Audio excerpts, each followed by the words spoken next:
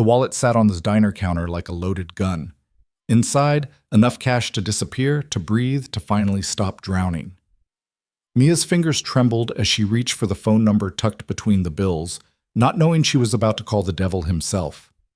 Victor Reyes didn't do accidents. He didn't believe in honesty or second chances. But when this quiet waitress returned what most would have stolen, something shifted in his cold, calculated world. What she thought was fate was actually a trap, and by the time she discovered the truth, it would be far too late to escape. If you want to see how far this story of betrayal and hidden truths travels, hit that like button and drop a comment with your city below. The fluorescent lights in Sal's diner buzzed like dying insects, casting a sickly yellow glow over cracked vinyl booths and a counter that had seen better decades. Mia Bennett moved through the late-night emptiness with practiced invisibility, refilling coffee cups that didn't need refilling, wiping down tables already clean. Anything to look busy, anything to avoid Sal's attention when he emerged from the back office smelling like whiskey and bad decisions. "Table 6 needs clearing," he barked, not looking up from his racing forms. "Yes, sir." Her voice came out barely above a whisper, the way it always did. 23 years old, and she still couldn't manage to speak at a normal volume, as if some part of her had learned long ago that being quiet meant being safe. The couple at table 6 had left without tipping. Again, Mia gathered their plates with the kind of resignation that had become her default emotion, stacking them carefully on her forearm. That's when she saw it. A wallet. Black leather, expensive looking, sitting half-tucked beneath a newspaper someone had abandoned.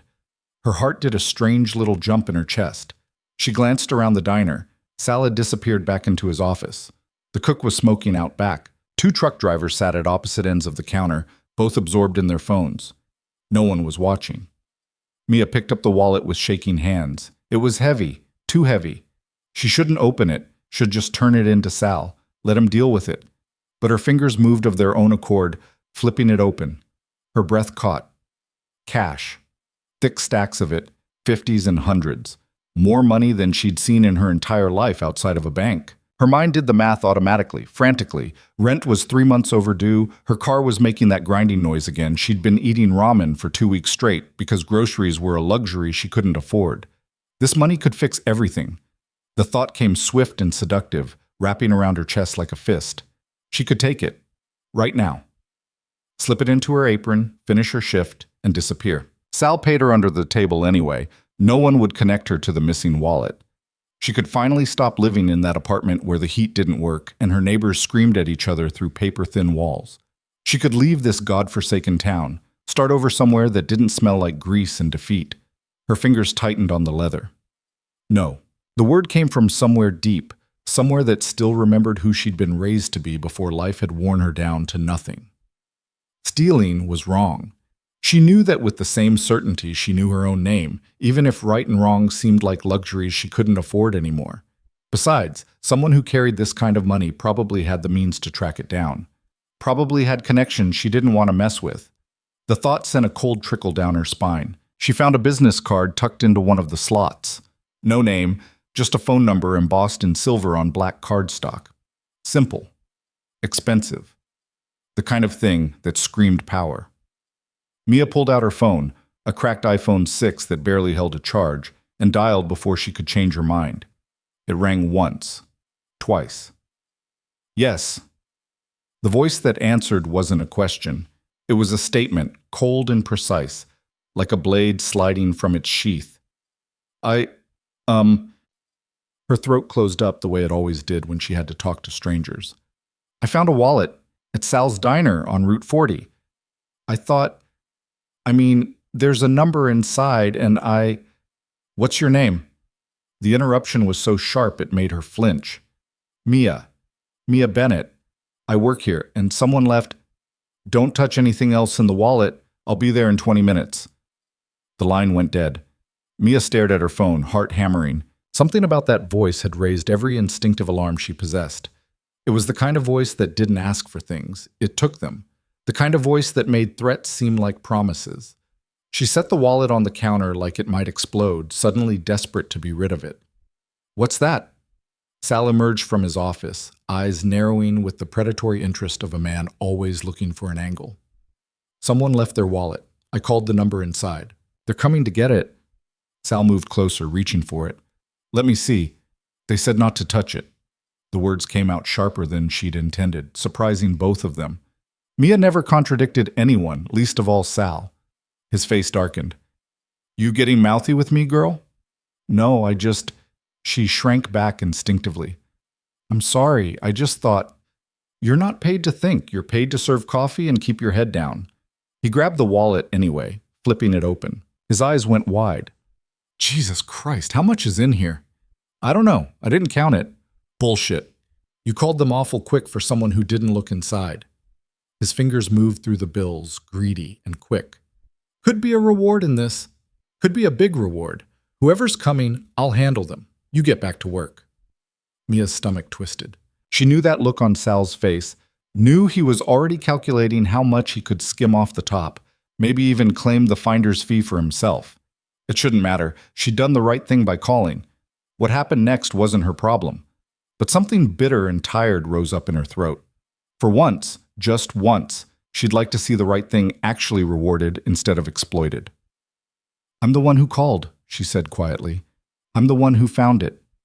Sal's head snapped up. What did you say to me? Before she could answer, before she could apologize and backtrack the way she always did, the diner door swung open. The temperature in the room seemed to drop 10 degrees. The man who walked in didn't belong in Sal's diner. He didn't belong anywhere that served coffee for $1 and eggs that came from a carton. He belonged in boardrooms and penthouses, in places where the carpet cost more than Mia made in a year. He was tall, 6'2" at least, with dark hair swept back from a face that looked like it had been carved from marble by someone who understood cruelty. Sharp jaw, sharper cheekbones, and eyes so dark they were almost black. He wore a suit that probably cost more than her car was worth, charcoal gray with a black shirt underneath, no tie. Everything about him screamed money and power and danger. Victor Reyes. She didn't know his name yet, but somehow she knew it would matter. His gaze swept the diner in one cold assessment, taking in Sal, the wallet on the counter, and finally landing on Mia with an intensity that made her want to disappear into the floor. You called. It wasn't a question. Mia's voice had abandoned her completely. She managed a small nod. This your wallet, buddy? Sal had puffed himself up, trying to match the stranger's presence and failing miserably. I'm the owner here. My employee found it, but I'll be handling... Your employee found it. Victor's voice could have cut glass. Your employee called me, which means your employee is the only person I need to speak with. He moved to the counter with the kind of fluid grace that spoke of absolute physical confidence. Every step was measured, controlled, like a predator that never wasted energy on unnecessary movement. Up close, he was even more overwhelming. Mia found herself pressing back against the coffee maker, trying to create distance that didn't exist. What's your name? He was looking directly at her now, and she felt pinned beneath that gaze like a butterfly on a board. Mia. She hated how small her voice sounded, hated the stutter that only appeared when she was terrified. Mia. He repeated it slowly, as if testing how it felt in his mouth. You found my wallet. Yes. It was under the newspaper at table 6. The couple who were sitting there left about 30 minutes ago. I figured someone would want it back, so You didn't take anything. It wasn't a question, but she answered anyway. No, I just looked for a phone number to call. Something flickered in those dark eyes, surprise maybe, or calculation. Most people would have kept the cash. That's not mine to keep. It could have been. He picked up the wallet, checking the contents with quick, efficient movements. No one would have known. Mia's hands twisted in her apron. I would have known. The silence that followed felt heavy with meaning she didn't understand. Victor studied her for a long moment, his expression unreadable. How much do you make here? He asked abruptly. The question threw her. What? Your salary. How much does he pay you? A slight nod toward Sal, who was watching the exchange with growing unease. That's none of your damn business, Sal interjected. Look, you got your wallet back. Everything's square. I wasn't talking to you. Victor didn't even glance in his direction. Mia, how much? She shouldn't answer. It was personal, embarrassing. But something about the way he asked, the absolute certainty that she would answer, made refusal impossible. $7.50 an hour, plus tips. She didn't mention that tips were usually non-existent, and Sal often found reasons to dock her pay. And you work how many hours? As many as I can get, usually 50, 60 a week. She watched him do the math, saw something dark pass over his features. When he pulled out his wallet, the same one she'd returned, and extracted a stack of hundreds, she felt her heart stop. "This is yours." He set the money on the counter between them. Mia stared at it. "I can't. That's too much. I didn't." "You returned something valuable. This is appropriate compensation." "It's not." She couldn't even count how much was there. At least $2,000, maybe more. "This is too much. I just did what anyone should do." "But most wouldn't." He pushed the money closer. "Take it." "I really can't." "Now, wait just a minute." Sal reached for the cash and everything changed. Victor moved so fast Mia barely saw it. One moment Sal was reaching across the counter, the next Victor had his wrist in an iron grip, bending it backward at an angle that made Sal gasp. "Don't." The single word carried more threat than any speech. "This doesn't concern you." He released Sal with a casual flick that sent the older man stumbling backward, face red with humiliation and pain. Victor turned back to Mia as if nothing had happened. "The money is yours. What you do with it is your business." He reached into his jacket, a movement that made her flinch before she could stop herself, and pulled out a business card. Black, expensive, with silver embossed text, just like the one in his wallet, except this one had a name, Victor Reyes. And beneath it, Elysium. "If you're ever looking for a change of employment, call that number." He slid the card across the counter. "I could use someone honest on my staff." "What kind of work?" The question escaped before she could think better of it. His mouth curved in something that might have been a smile on someone else. On him, it looked dangerous. "Service industry, better hours, better pay, better environment than..." He glanced around the diner with barely concealed disdain. "This." Mia looked down at the money, at the card, at this man who had walked into her life like a force of nature and tried to hand her an escape route on a silver platter. Every instinct she possessed was screaming at her to say no, to keep her head down, stay invisible, play it safe the way she always had. But rent was 3 months overdue. Her car was dying. She was so tired of being hungry, of being scared, of living in a world where working 60 hours a week still wasn't enough to survive. "Thank you," she whispered, taking the money with shaking hands. For this. "Thank yourself, you earned it." He turned to leave, then paused at the door. "The offer stands. Call me when you're ready." And then he was gone, leaving behind only the scent of expensive cologne and the feeling that Mia's life had just tilted on its axis.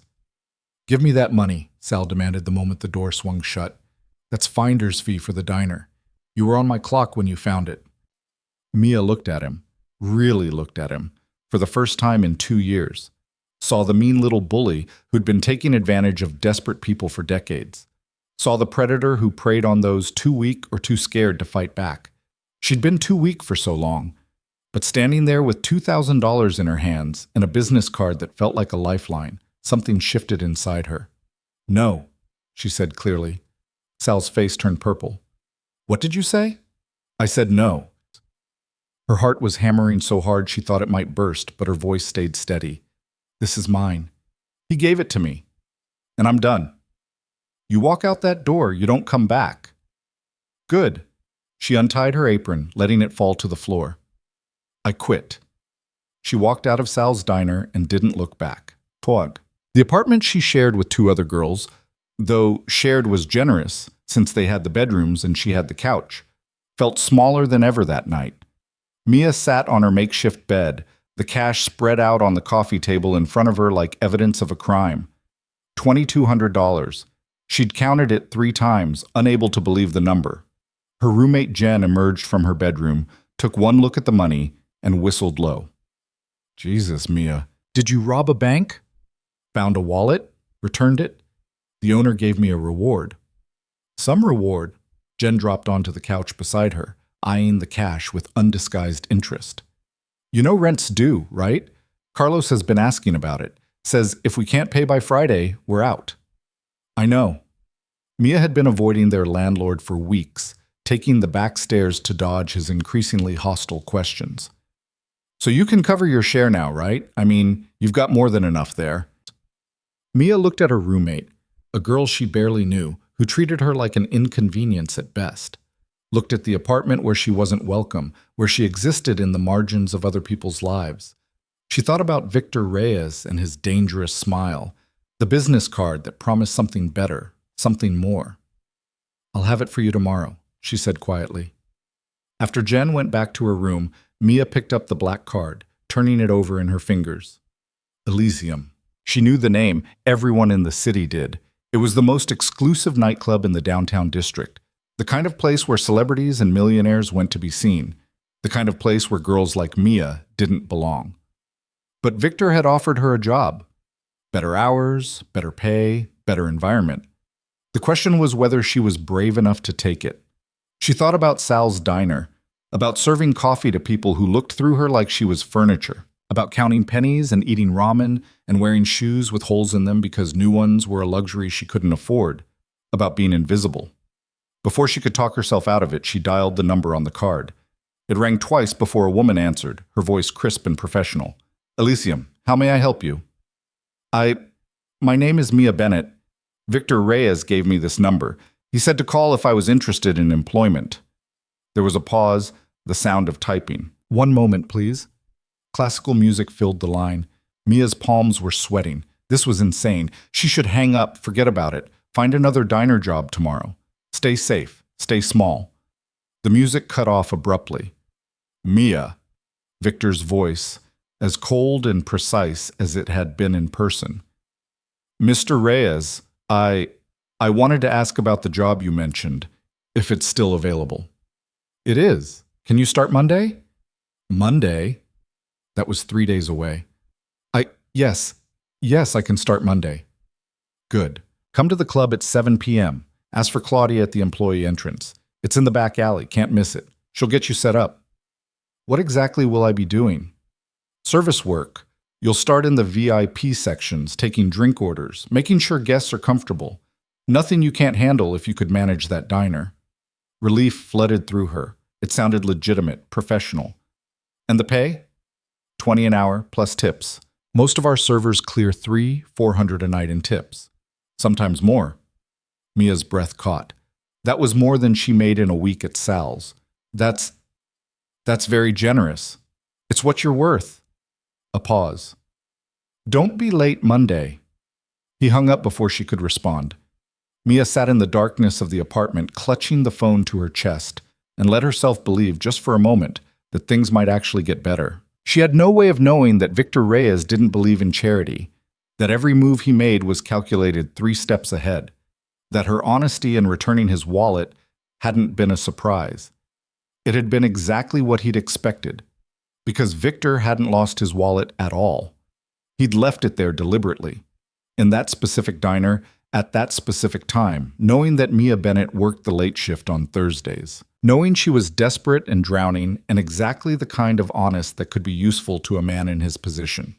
He'd been watching her for 2 weeks, learning her patterns, her weaknesses, her desperate integrity.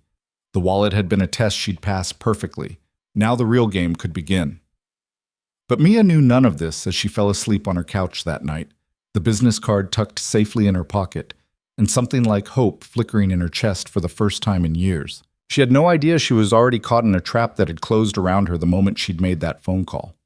No idea that Victor Reyes had chosen her very carefully for reasons that had nothing to do with returned wallets and everything to do with the dangerous game he was playing with people far more powerful than a scared waitress could ever imagine. She was a piece on his chessboard now, and pieces didn't get to choose their own moves. Monday arrived too fast and too slow at the same time. Mia spent the weekend trying not to think about what she'd agreed to, paying off her share of rent and telling her roommates she'd found better work. Jen had looked skeptical. Carlos had shrugged like he didn't care either way. And Mia had spent Sunday afternoon standing in front of her closet trying to figure out what someone wore to work at a place like Elysium. She settled on black pants and a white blouse, the closest thing she owned to professional, and took the bus downtown, arriving 40 minutes early because being late felt like a death sentence. The club sat on a corner lot in the financial district, all dark glass and sharp angles, looking more like a fortress than a nightclub. During the day it seemed almost ordinary, but Mia could imagine how it would look at night with lights and music and beautiful people streaming through the front entrance. She wasn't going through the front entrance. The alley behind the building smelled like garbage and rain, narrow and dark even in the late afternoon. Mia found the employee entrance tucked beside a dumpster, a plain metal door with a keypad lock and a small sign that read, "Staff Only." She knocked, then felt stupid for knocking, then knocked again harder. The door swung open to reveal a woman in her 40s with steel gray hair pulled into a tight bun and eyes that could cut through concrete. She looked Mia up and down in one swift assessment that somehow took in every flaw, every cheap seam, every sign that Mia didn't belong here. "Mia Bennett?" "Yes, ma'am." "I'm Claudia, head of staff." She stepped back to let Mia inside. "You're early. That's good. I hate people who can't tell time." The back hallway was surprisingly plain, concrete floors, fluorescent lights, the kind of utilitarian space that existed behind every glamorous facade. Claudia led her through a maze of corridors, past storage rooms and offices, moving with the brisk efficiency of someone who'd walked these halls 1,000 times. "You've worked service before, so I'm not going to waste time on basics," Claudia said without looking back. "Our clientele is high-end, politicians, executives, celebrities. They pay premium prices and expect premium service. You smile, you're polite, you bring them what they want, and you don't ask questions. Ever. Understood?" "Yes, ma'am." "Don't call me ma'am. Claudia is fine." She stopped at a door marked Women's Staff. "Locker room. You'll get a uniform, black dress, simple, professional. No jewelry except small earrings, hair up or back. Minimal makeup. We're not a brothel. We're a club. You represent elegance and discretion." Mia nodded, throat tight. "There are rules here." Claudia's voice dropped lower, more serious. "You don't drink on the job. You don't flirt with clients. You don't give out your phone number or social media or agree to meet anyone outside the club. You see something you shouldn't see, you forget it immediately. Someone asks you questions about other guests or about Mr. Reyes. You know nothing. Are we clear?" "Crystal clear." "Good." Claudia pushed open the door. Inside, 3 other women were changing into their uniforms, laughing about something Mia didn't catch. They all looked young, beautiful in that effortless way that came from good genetics and better skincare. Mia felt about as elegant as a potato. One of them, a redhead with legs that went on forever, looked up and smiled. "New girl?" "This is Mia," Claudia said. "She's starting tonight. Sierra, show her the ropes." Sierra's smile widened, friendly and genuine. "Sure thing. Hey, I'm Sierra. That's Jade." She pointed to an Asian woman applying lipstick with surgical precision. "And that's Nicole." A blonde with a pixie cut waved from across the room. "Your locker is number 47, Claudia said, handing Mia a key. "Uniform should be inside. If it doesn't fit, tell me now so I can get you another. We open in 90 minutes. Sierra will train you on the floor before guests arrive." She paused at the door. "And Mia, don't make me regret hiring you." The door closed with a soft click that somehow felt like a warning. "Don't mind Claudia," Sierra said, already pulling out a black dress from one of the lockers. "She's tough but fair. Acts like a drill sergeant, but she'll go to bat for us if anyone crosses a line." She tossed the dress to Mia. "Try that on. We're about the same size." The dress fit better than anything Mia had worn in years. Simple, elegant, hitting just above the knee with a modest neckline. It made her look older, more sophisticated, like someone who belonged in a place like this. "Wow," Nicole said, looking up from her phone. "That actually looks really good on you." "Thanks." Mia felt heat rise to her cheeks. "So how'd you get the job?" Jade asked, examining her eyeliner in a compact mirror. "Usually there's like a 3-month wait list to work here. We all had to audition." "Audition?" "Interview process," Sierra clarified, shooting Jade a look. "They're really selective about who they hire. This isn't like other clubs where they just want pretty girls who can carry a tray."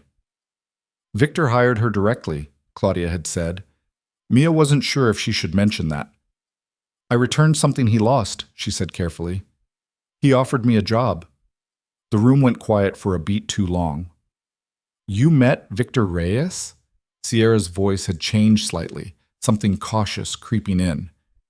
Just briefly, he seemed professional. Boom, Nicole laughed, but it sounded strained. Professional. Yeah, that's one word for him.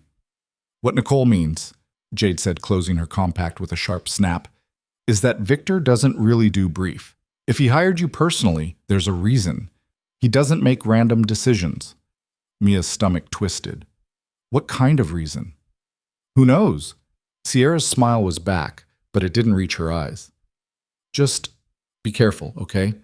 Victor's not a bad boss, but he's complicated. This whole place is complicated. Complicated how? You'll see. Sierra stood, smoothing down her dress. Come on, let me show you the floor before things get crazy. The main club was stunning in a way that made Mia's breath catch. She'd expected loud and flashy, but Elysium was all dark sophistication, black marble floors, intimate booth seating, and deep burgundy ambient lighting that seemed to come from everywhere and nowhere. A massive bar dominated one wall, backlit bottles glowing like jewels. The DJ booth sat elevated at the far end, currently empty but surrounded by state-of-the-art sound equipment. Main floor's general admission, Sierra explained, walking her through the space. Bar service, some table service, dancing. Pretty standard club stuff. But the real money is upstairs. She pointed to a curved staircase roped off with velvet cords. VIP sections. That's where you'll be working. Why VIP? Because Victor requested it. Sierra's expression was unreadable. Like I said, he doesn't make random decisions. Come on. Upstairs was even more impressive. Private booths with sound dampening, waitstaff call buttons, bottles of liquor that cost more than Mia's monthly rent.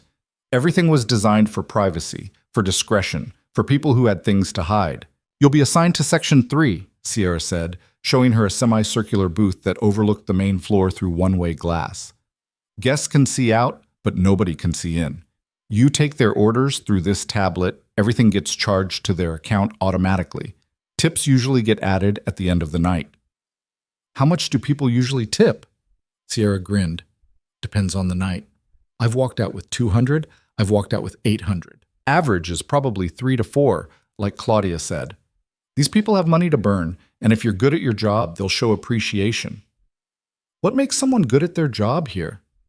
Invisible until you're needed, attentive without being intrusive, and absolutely zero judgment, no matter what you see or hear. Sierra's voice was serious now. People come here because they trust the discretion. You see a senator with someone who isn't his wife? You saw nothing. You hear a CEO making a deal that sounds shady? You heard nothing. Understand? Mia nodded, anxiety creeping up her spine.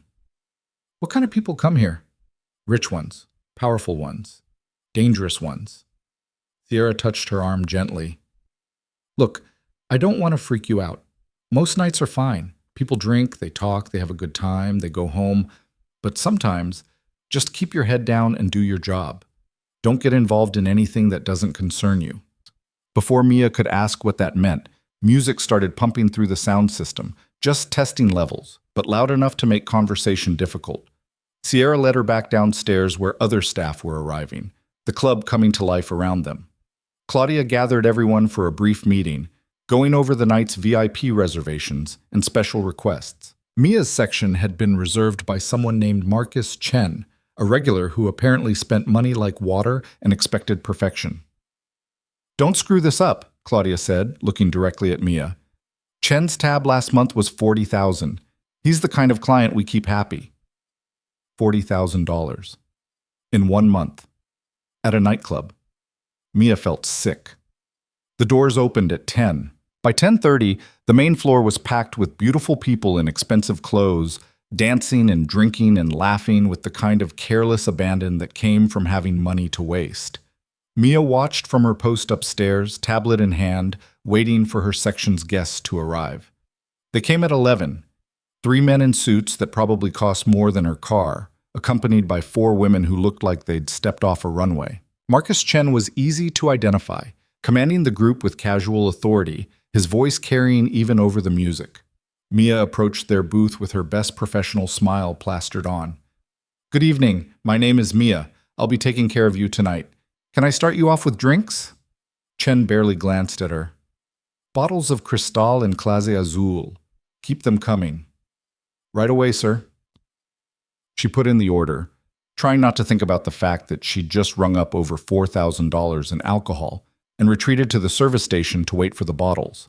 Another server, a guy named Marcus, who'd been working there for 2 years, showed her how to present the bottles properly, how to pour with flourish, how to make the service itself part of the performance. They're not just paying for booze, he explained. They're paying for the experience. Make them feel like royalty. Mia carried the bottles back on a tray that felt like it weighed 1,000 pounds, her hands shaking slightly. But she managed the pour without spilling, managed the smile without it slipping, and when she stepped back to give them privacy, Marcus Chen actually looked at her for the first time. "You're new." "Yes, sir. First night." "Where's Simone? She usually handles this section." "I'm not sure, sir. I was just assigned here." He studied her for a moment, something calculating in his gaze. "What's your name again?" "Mia." "Well, Mia, try not to fuck this up. I don't like training new waitresses." One of the women laughed, the sound cutting and mean. Mia felt her face burn but kept her expression neutral. "I'll do my best, sir." She escaped back to the service station, heart pounding. Sierra found her a few minutes later. "You okay? You look like you're going to throw up." "I'm fine. That's a lot of money for alcohol." "Welcome to Elysium." Sierra squeezed her shoulder. "You'll get used to it. First night is always the hardest." But it wasn't the money that had Mia rattled. It was the way Marcus Chen had looked at her, like he was assessing her value, like she was something to be purchased and consumed just like the champagne in those bottles. The night blurred after that, fetching drinks, clearing glasses, smiling until her face hurt. Chen's group got louder as the hours passed, the women draping themselves over the men, everyone touching everyone else with the casual intimacy of people who'd done this before. Around 2 a.m., one of the men grabbed Mia's wrist as she was clearing empties. "Hey, sweetheart, what time do you get off?" "I'm working until close, sir." She tried to pull away gently, but his grip tightened. "I'll make it worth your while. Whatever they're paying you, I'll triple it. I'm very flattered, but I'm just here to work." Her voice came out smaller than she wanted, fear creeping in around the edges. "Come on, don't be like that." The lady said no. The voice came from behind her, cold and familiar. Victor Reyes materialized from the shadows like he'd been summoned, his presence immediately dominating the space. He wasn't touching anyone, wasn't even standing particularly close, but something about him made the drunk businessman release Mia's wrist like it had burned him. "We were just talking," the man said, but his bravado had evaporated. "Looked like harassment to me." Victor's voice could have frozen fire. "You're done for the night. Leave." "Now wait a minute. I've spent a fortune here. And you're about to spend nothing ever again if you don't get up and walk out right now." Victor finally looked at the man, and whatever he saw in those dark eyes made him go pale. The entire group scrambled to gather their things, mumbling apologies, Chen shooting Victor a look that was equal parts anger and fear. Within 2 minutes, they were gone. Mia stood frozen, still holding the tray of empty glasses, her wrist throbbing where the man had grabbed her. "You all right?" Victor asked, and his voice had changed, still controlled, but gentler somehow. "Yes. Thank you. I'm sorry, I didn't mean to cause a problem." "You didn't cause anything, he did." Victor took the tray from her hands and set it on a nearby table. "Did he hurt you?" "No, I'm fine. Really." He took her wrist anyway, examining the red marks with a frown. His touch was surprisingly gentle, clinical, like he was cataloging an injury rather than offering comfort. "Claudia should have warned you about the grabby ones," he said, releasing her. "Most of our clients are fine, but there's always a few who think their money buys them whatever they want." "It's okay. I've dealt with worse at the diner." Something flickered across his face. "That doesn't make it acceptable here. If anyone touches you again, you find me or you find Claudia immediately. Understood?" "Yes, sir." "Victor. Just Victor." He straightened his jacket, that dangerous composure sliding back into place. "Go take a break. Get some water. You've been up here for 4 hours straight. My section is empty now. Go." It wasn't a suggestion. Mia nodded and headed for the stairs, feeling his eyes on her back the whole way down. The staff break room was blessedly quiet after the chaos upstairs. Mia sank into a folding chair and put her head in her hands, trying to steady her breathing. Her wrists still hurt, her feet were killing her, and she felt like she'd been thrown into a world where she didn't speak the language. First night's a bitch, huh? Nicole appeared with 2 bottles of water, handing one to Mia. Heard about Chen's group. Those guys are assholes. Do things like that happen a lot? Often enough, but Victor doesn't usually step in personally. Nicole sat down across from her, curiosity bright in her eyes. He must really like you. He barely knows me. Yeah, well, Victor doesn't help people he doesn't have a use for. Trust me on that. She took a sip of water. Word of advice? Whatever he wants from you, be careful before you give it to him. I don't understand. Nicole opened her mouth, then closed it, shaking her head. Just be careful. That's all. Before Mia could press for more, Claudia's voice came over the intercom.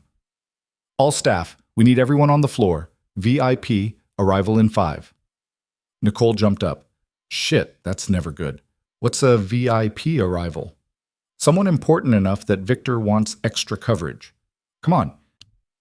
They hurried back upstairs where the entire staff had assembled, everyone looking nervous. Claudia was barking orders, making sure every section was perfect, every bottle stocked, every surface gleaming. Victor stood near the VIP entrance, watching the preparations with that unreadable expression. He'd changed into a different suit, this one black on black, making him look even more dangerous. A man entered through the VIP doors, flanked by 2 massive bodyguards. He was older than Victor, maybe 50, with silver hair and a face that looked like it had forgotten how to smile decades ago.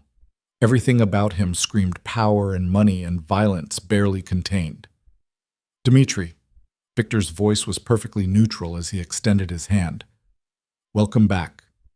The man, Dmitri, ignored the offered handshake. We need to talk, privately.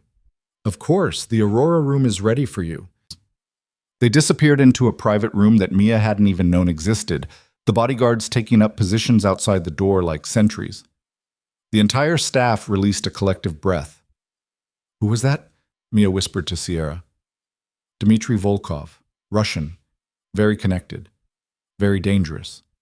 Sierra's face was pale. When he shows up, bad things usually follow. What kind of bad things?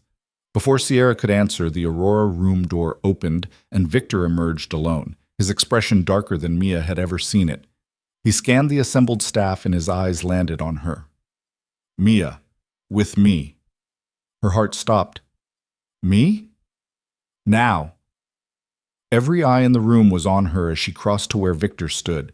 He led her down a hallway she'd never been in, away from the noise and lights, to an office that was all dark wood and leather furniture. Sit, he said, closing the door. Mia sat, hands clasped in her lap to hide their shaking. Did I do something wrong? No. Victor poured himself a drink from a crystal decanter, amber liquid catching the light. I need to ask you something, and I need you to be honest with me. Okay? He turned to face her, leaning against the desk. How desperate are you? The question hit her like a slap. I'm sorry. For money, for security, for a way out of whatever life you were living before you walked into this club. His eyes were black holes pulling her in. How desperate? Mia's throat went dry. I don't understand what you're asking. I think you do. He took a sip of his drink. I have a problem, a very specific problem that requires a very specific solution. You could be that solution, but it would require you to trust me, to do exactly what I tell you without asking questions. And it would be dangerous. Dangerous how? The kind that could get you killed if you make a mistake. He said it so matter-of-factly, like he was discussing the weather. But the kind that could also set you up for life if you succeed. Mia's heart was hammering so hard she could hear it in her ears. Why me? Because you're honest. Because you're invisible. Because no one in my world would ever suspect someone like you. He set down his glass. And because you need this chance as much as I need someone I can control. Control? Wrong word. Trust. Someone I can trust who has no connections to this world, no agenda beyond survival. He moved closer, crouching down so they were eye level. I'm going to be very clear with you, Mia. What I'm about to propose is illegal. It's dangerous. And it will change your life in ways you can't imagine. But it will also pay you more money than you'd make in 10 years of working any legitimate job. She should run. Should stand up right now and walk out and never look back. Every instinct she possessed was screaming danger. But she thought about her dying car and her overdue bills and the apartment where she slept on a couch and ate ramen for dinner. Thought about Sal's diner and grabby customers and a future that looked exactly like her past, small, scared, invisible. What would I have to do? The words came out barely above a whisper. Victor smiled, and it was the most terrifying thing she'd ever seen. Marry me. The world tilted sideways. What? I need a wife. Temporarily. For appearances, for legitimacy, for access to certain social circles that don't trust single men in my line of work. He stood, pulling out his phone and showing her a photo. This is Elena Volkov, Dmitri's daughter. We've been negotiating a business arrangement, but her father doesn't trust me. Thinks I'm too ruthless, too unstable. He wants to see that I can commit to something, build something legitimate. So you want a fake wife? I want a real wife, legally married, living in my house, attending events at my side. The arrangement would last 1 year. In that year, you play the role perfectly. Devoted, respectable, the kind of woman who could reform a man like me. At the end, we divorce quietly, you walk away with $2 million, and we never see each other again. $2 million. The number was so absurd, Mia almost laughed. You're insane. Probably. He pocketed his phone. But I'm also serious. I need this deal with Volkov to go through, and I need a wife to make it happen. You need money and security. It's a transaction. Clean, simple, mutually beneficial. There's nothing clean or simple about this. No, he agreed. But it's the offer on the table. You have until tomorrow night to decide. And if I say no, then you keep your job here, work your shifts, make your tips, and we forget this conversation ever happened. He walked to the door, opening it. Go home, Mia. Think about it. Really think about what your life looks like in 5 years if nothing changes. She stood on shaking legs and walked past him, catching the scent of his cologne. Expensive, understated, dangerous. Mia. His voice stopped her in the doorway. Whatever you decide, what I said earlier still stands. No one touches you without consequences. You're under my protection now, whether you take the deal or not. She didn't trust herself to speak, just nodded and fled. The bus ride home felt like a fever dream. Mia sat in the back, staring out at the city lights, Victor's proposal echoing in her head like a song she couldn't stop humming. Marry him. For $2 million. For 1 year. It was insane. It was dangerous. It was probably illegal in ways she didn't even understand. But it was also the only way out she could see. She made it back to the apartment at 4 a.m., her feet screaming and her head spinning. Jen and Carlos were both asleep. Mia collapsed on her couch and stared at the water-stained ceiling, trying to imagine a future where she wasn't trapped, wasn't scared, wasn't small. $2 million could buy a lot of futures. The question was whether she was brave enough or desperate enough to sell 1 year of her life to get there. She didn't sleep. How could she? Every time she closed her eyes, she saw Victor's face, heard his voice asking, "How desperate are you?" Felt the weight of $2 million pressing down on her chest like a stone. By 6 a.m., Mia gave up trying. She showered in the cramped bathroom she shared with 2 other people, dressed in the same jeans she'd worn for 3 days straight, and walked to a coffee shop she couldn't afford because sitting in that apartment for 1 more minute would drive her insane. The barista, a kid with purple hair and tired eyes, took her order without really seeing her. Story of her life. Invisible Mia, always in the background, never quite real enough to remember, except Victor had seen her. Had looked at her like she mattered, like she was a solution instead of a problem. The fact that his attention felt more like a trap than a gift didn't change the strange flutter it caused in her chest. She pulled out her phone and did something she'd been avoiding for months. Checked her bank account.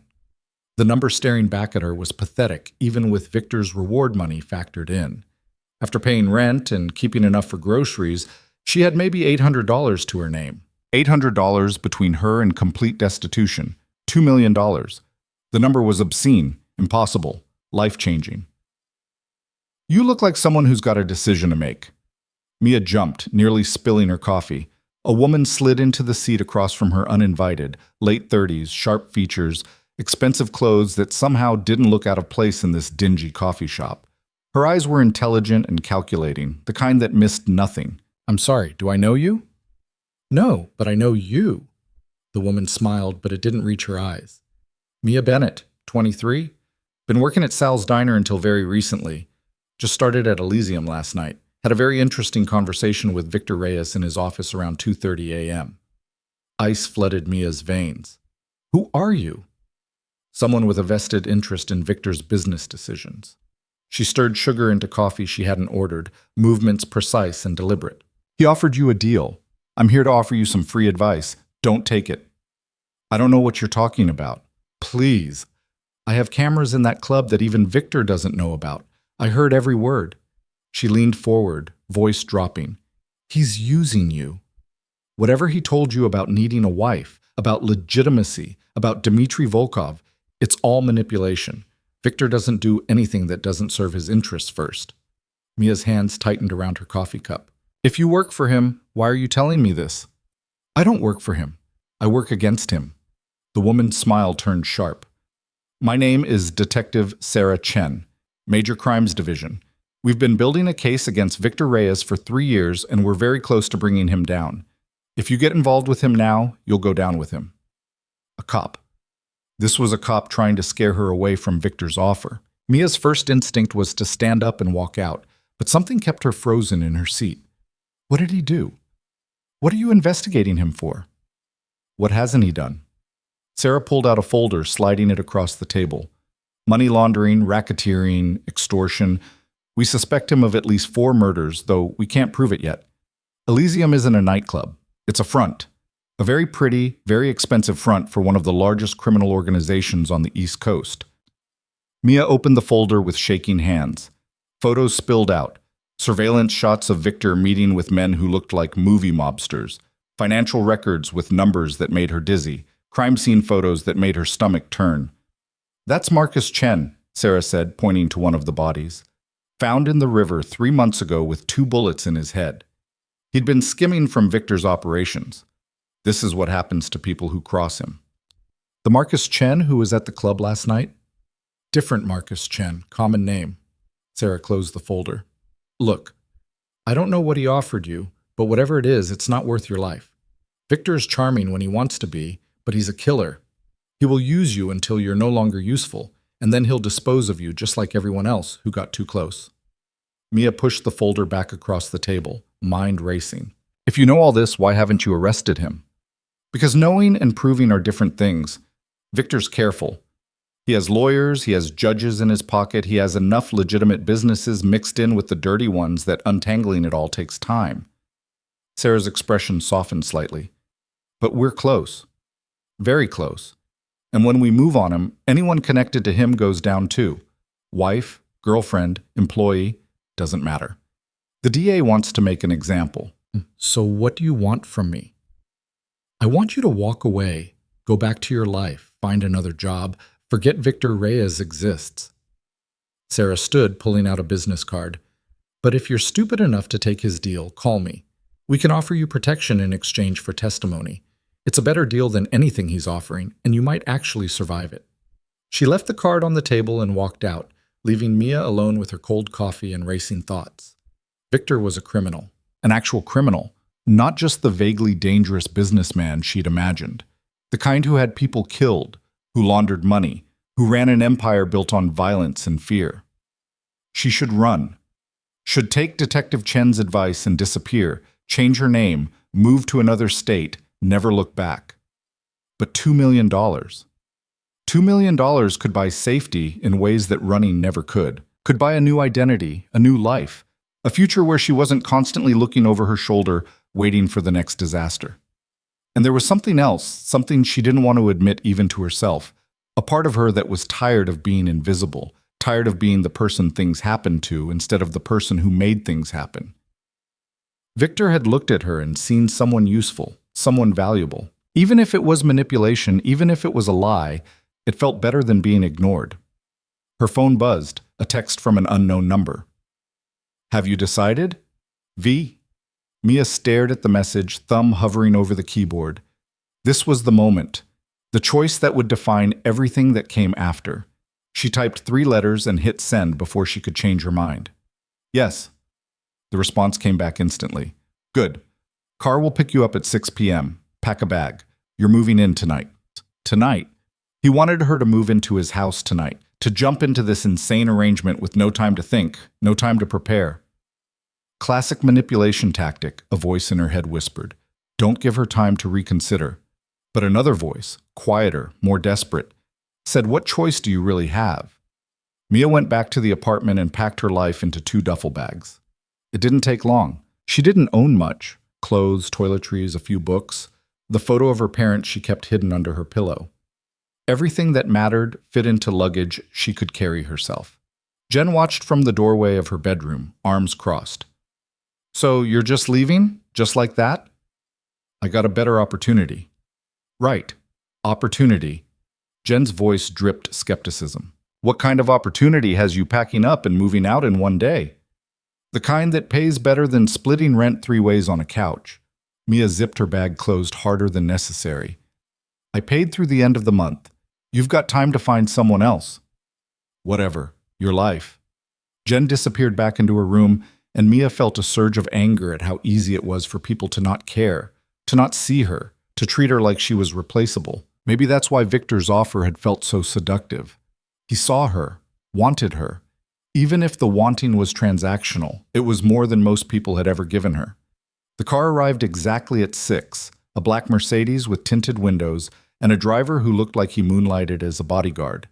He took her bags without a word and opened the back door, his face professionally blank. Mia slid into leather seats that probably cost more than her entire wardrobe and watched the city slip past through darkened glass. They drove away from her neighborhood, away from the pawn shops and check-cashing places and buildings covered in graffiti, and toward the part of town where houses had gates and lawns had landscaping. Victor's house sat at the end of a private drive, hidden behind walls and security cameras. It wasn't a mansion exactly, but it was close. 3 stories of modern architecture, all glass and steel in sharp angles. Lights glowed from inside, warm and inviting, completely at odds with the man who lived there. The driver led her through the front door into a foyer with marble floors and a staircase that curved up like something from a movie. Everything was pristine, cold, expensive. It looked like a showroom, not a home. Mia. Victor appeared from a doorway to the right, still in a suit despite the late hour. You came. You didn't really give me much choice with the timeline. I gave you a choice. You made it. He nodded to the driver, who disappeared with her bags. Come. We need to talk about how this works. He led her into a study lined with bookshelves, a massive desk dominating the space. Everything here screamed control, from the organized papers to the expensive art on the walls. This was a man who managed his life with the same ruthless efficiency he probably managed his criminal empire. Sit. He gestured to a chair across from the desk. Mia sat, hands clasped in her lap. So what now? Now we establish ground rules. Victor pulled out a folder, not unlike the one Detective Chen had shown her that morning, and slid it across the desk. This is a contract. It outlines the terms of our arrangement, including payment schedule, behavioral expectations, and dissolution terms. She opened it, scanning the dense legal language. You had this drawn up already? Before I even said yes? I had it drawn up the night I met you in the diner. He said it so casually, like pre-planning her entire life was perfectly normal. I told you, I don't make random decisions. Right, because I'm honest and invisible and desperate. The bitterness in her voice surprised her. Something flickered in his eyes. You're also smart enough to recognize opportunity when you see it. That's not desperation. That's survival instinct. A cop came to see me this morning. The words were out before she could stop them. Detective Sarah Chen. She showed me photos of dead bodies and told me you're a murderer. Victor didn't even blink. And yet you're here. She said when they arrest you, anyone connected to you goes down too. They won't arrest me. He said it with absolute certainty. Sarah Chen has been trying to build a case for years. She has nothing but circumstantial evidence and conspiracy theories. If she had anything real, I'd already be in prison. So you're saying you're not a criminal? I'm saying I'm very good at my job. And my job requires operating in gray areas that people like Detective Chen don't understand. He leaned back in his chair, studying her. Does it scare you? What she told you? Yes. Good. Fear means you're paying attention. He pulled out a pen, setting it on top of the contract. Here's what you need to understand, Mia. I'm offering you $2 million and a year of safety. In exchange, you play a role. You smile at the right people, attend the right events, and keep your mouth shut about anything you see or hear in this house. At the end of 12 months, we divorce, you take your money, and you disappear into whatever life you want to build. And if I screw up? If I can't play the role well enough? Then we terminate the contract early and you get a prorated payment based on months served. He pushed the contract closer. But I don't think you'll screw up. I think you're a lot stronger than you give yourself credit for. Mia picked up the pen, fingers trembling. When do we get married? Friday. Small ceremony, just a judge and 2 witnesses. Then Saturday night, we're attending a gala where Dmitry Volkov and his daughter will be present. That's when you meet the people this whole arrangement is designed to impress. 3 days. She had 3 days before her entire life changed. What if I can't do this? What if I'm not good enough at pretending? Victor stood, moving around the desk until he was close enough that she could smell his cologne. He crouched down, the same way he had in his office, bringing them eye to eye. You've been pretending your whole life, Mia. Pretending to be smaller than you are, quieter than you are, less than you are. This is just a different role. His voice was quiet, almost gentle. I'm not asking you to be someone else. I'm asking you to be the version of yourself you'd be if you weren't scared all the time. Something in his words hit too close to home. Mia looked away, blinking back tears she didn't want him to see. Sign the contract, he said, standing. Get some sleep. Tomorrow we start preparing you for the role. She signed without reading the rest of it, each stroke of the pen feeling like she was signing away more than just a year of her life. When she finished, Victor took the contract and filed it in his desk with the same clinical efficiency he did everything else. Your room is upstairs, second door on the left. There's clothes in the closet. I had my assistant order basics in your size. If you need anything, there's a phone by the bed that connects to the house line. He moved toward the door, then paused. And Mia? The security here is significant. Cameras, guards, alarms. Don't try to leave the property without telling me first. Am I a prisoner? You're a very valuable asset. I protect my assets. He said it like it was the most reasonable thing in the world. Good night. He left her alone in the study with her racing heart and the ghost of her signature on a contract she barely understood. The room upstairs was bigger than her entire apartment had been. King-sized bed with sheets that probably had a thread count higher than her SAT scores, an ensuite bathroom with a tub that could fit 3 people, a walk-in closet filled with clothes that still had tags on them. Everything was elegant, expensive, impersonal. Mia sat on the edge of the bed and finally let herself cry. Not from fear or regret, but from the overwhelming strangeness of it all. 12 hours ago, she'd been sleeping on a lumpy couch in an apartment that smelled like mildew. Now she was in a mansion, preparing to marry a man who might be a criminal, all for money she couldn't quite believe was real. She fell asleep in her clothes, too exhausted to even change, and dreamed of surveillance photos and wedding rings and Victor's dark eyes watching her like she was a puzzle he was determined to solve. Morning came too early. Someone knocked on her door at 7 a.m., a woman in her 50s with kind eyes and an efficient manner who introduced herself as Margaret, the housekeeper. Mr. Reyes asked me to wake you. Breakfast is in 30 minutes, and you have a full day of appointments. Appointments? Hair, makeup, wardrobe consultation? Mr. Reyes wants you ready for the gala. Margaret smiled. Don't worry, dear. We'll have you looking like you belong in his world in no time. The next 3 days blurred together in a whirlwind of preparation that felt more like boot camp than wedding planning. Mia was poked and prodded and measured, her hair cut and colored, her eyebrows shaped, her skin subjected to treatments she didn't understand. A stylist named Andre spent 6 hours teaching her how to walk in heels, how to stand with confidence, how to enter a room like she owned it. You slouch, he said, tapping her shoulder blade with one manicured finger. Stop apologizing with your body. These people smell weakness like sharks smell blood. A woman named Catherine drilled her on social etiquette. which fork to use, how to make small talk, how to deflect personal questions with grace. Never give them real information, she instructed. You're mysterious, not secretive. There's a difference. Victor appeared periodically throughout the preparations, observing with that calculating gaze, occasionally making adjustments. The red dress? Not the blue. She needs color. Her posture is better, but her eye contact is still weak. Work on that. He spoke about her like she was a project, which she supposed she was. On Thursday night, he summoned her to his study. Tomorrow we get married. Tonight, we talk about the real reason for this arrangement. Mia sat across from him, wearing one of the new outfits Andre had picked out, a simple black dress that somehow made her look elegant instead of invisible. I thought the reason was Dmitry Volkov wanting to see you settled. That's part of it, but there's more you need to understand.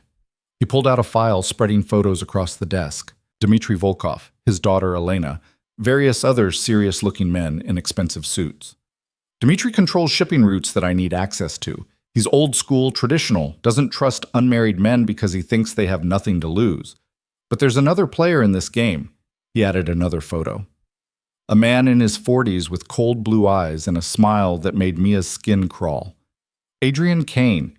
He wants the same shipping routes, the same business relationships. He's been courting Elena Volkov for months, trying to secure an alliance through marriage. Victor's voice was flat, emotionless. If he succeeds, I lose access to resources I need. Resources worth hundreds of millions of dollars. So this is about business, just business. Everything is about business. He gathered the photos, filing them away. But Kane is also dangerous in ways that go beyond money. He's violent, unstable, has a habit of disposing of people who inconvenience him. If he gets control of Volkov's network, a lot of people will die. And you're better? Victor looked at her for a long moment. I'm pragmatic. I don't kill people who are useful to me, and I don't waste resources on pointless violence. Kane enjoys it. That's the difference. It was a distinction that should have terrified her. Instead, it felt almost reassuring in its cold logic. What happens at the gala? What do you need me to do? Be my wife. Laugh at my jokes, touch my arm occasionally. Look at me like you chose this instead of being paid for it. He stood, moving to the window. Dmitry will be watching every interaction, looking for signs that this is a transaction. If he thinks it's fake, the deal dies and Kane wins. So I have to convince a Russian crime boss that I'm in love with you. Essentially, he turned back to her, expression unreadable. Can you do that? Mia thought about the last 3 days, about being molded and shaped and trained like a show dog. Thought about the contract she'd signed and the money waiting for her at the end of this year. I can do whatever you need me to do. Something that might have been approval crossed his features. Good. Get some sleep. Tomorrow changes everything. The ceremony the next day was brutally efficient. A judge, 2 witnesses pulled from Victor's staff, and 10 minutes of legal phrases that bound Mia Bennett to Victor Reyes in a marriage that was real on paper and fake in every way that mattered. She wore a cream-colored dress that Andre had insisted made her look bridal without being obvious. Victor wore his usual suit. Neither of them smiled. When the judge pronounced them married and told Victor he could kiss his bride, he pressed his lips to hers in a kiss so brief and clinical it barely counted. But his hand was warm when he took hers, solid and real.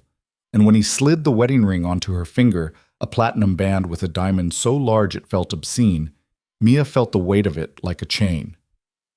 Mrs. Reyes, he said, and it sounded like a threat and a promise all at once. That night, lying alone in her bedroom while her new husband worked in his study downstairs, Mia twisted the ring around her finger and wondered what Detective Chen would think if she could see her now. Probably that she'd made a mistake that would get her killed. Maybe she was right. But the ring was real. The money would be real. And for the first time in her life, Mia Reyes, wasn't invisible. Even if the visibility came with a price she didn't fully understand yet, it felt better than fading into nothing. Tomorrow night, she'd meet Dmitry Volkov and his daughter. Tomorrow night, she'd step into Victor's world completely, playing a role that could either set her free or destroy her. She fell asleep with her hand on the pillow beside her, the diamond catching moonlight, and dreamed of nothing at all. The dress arrived at noon in a box so large it required 2 people to carry it upstairs. Mia watched from the bedroom doorway as Margaret and another staff member she didn't recognize maneuvered it through the hallway, exchanging quiet words in a language she didn't speak. "Mr. Reyes selected it himself," Margaret said, setting the box on the bed with reverent care. "He has excellent taste."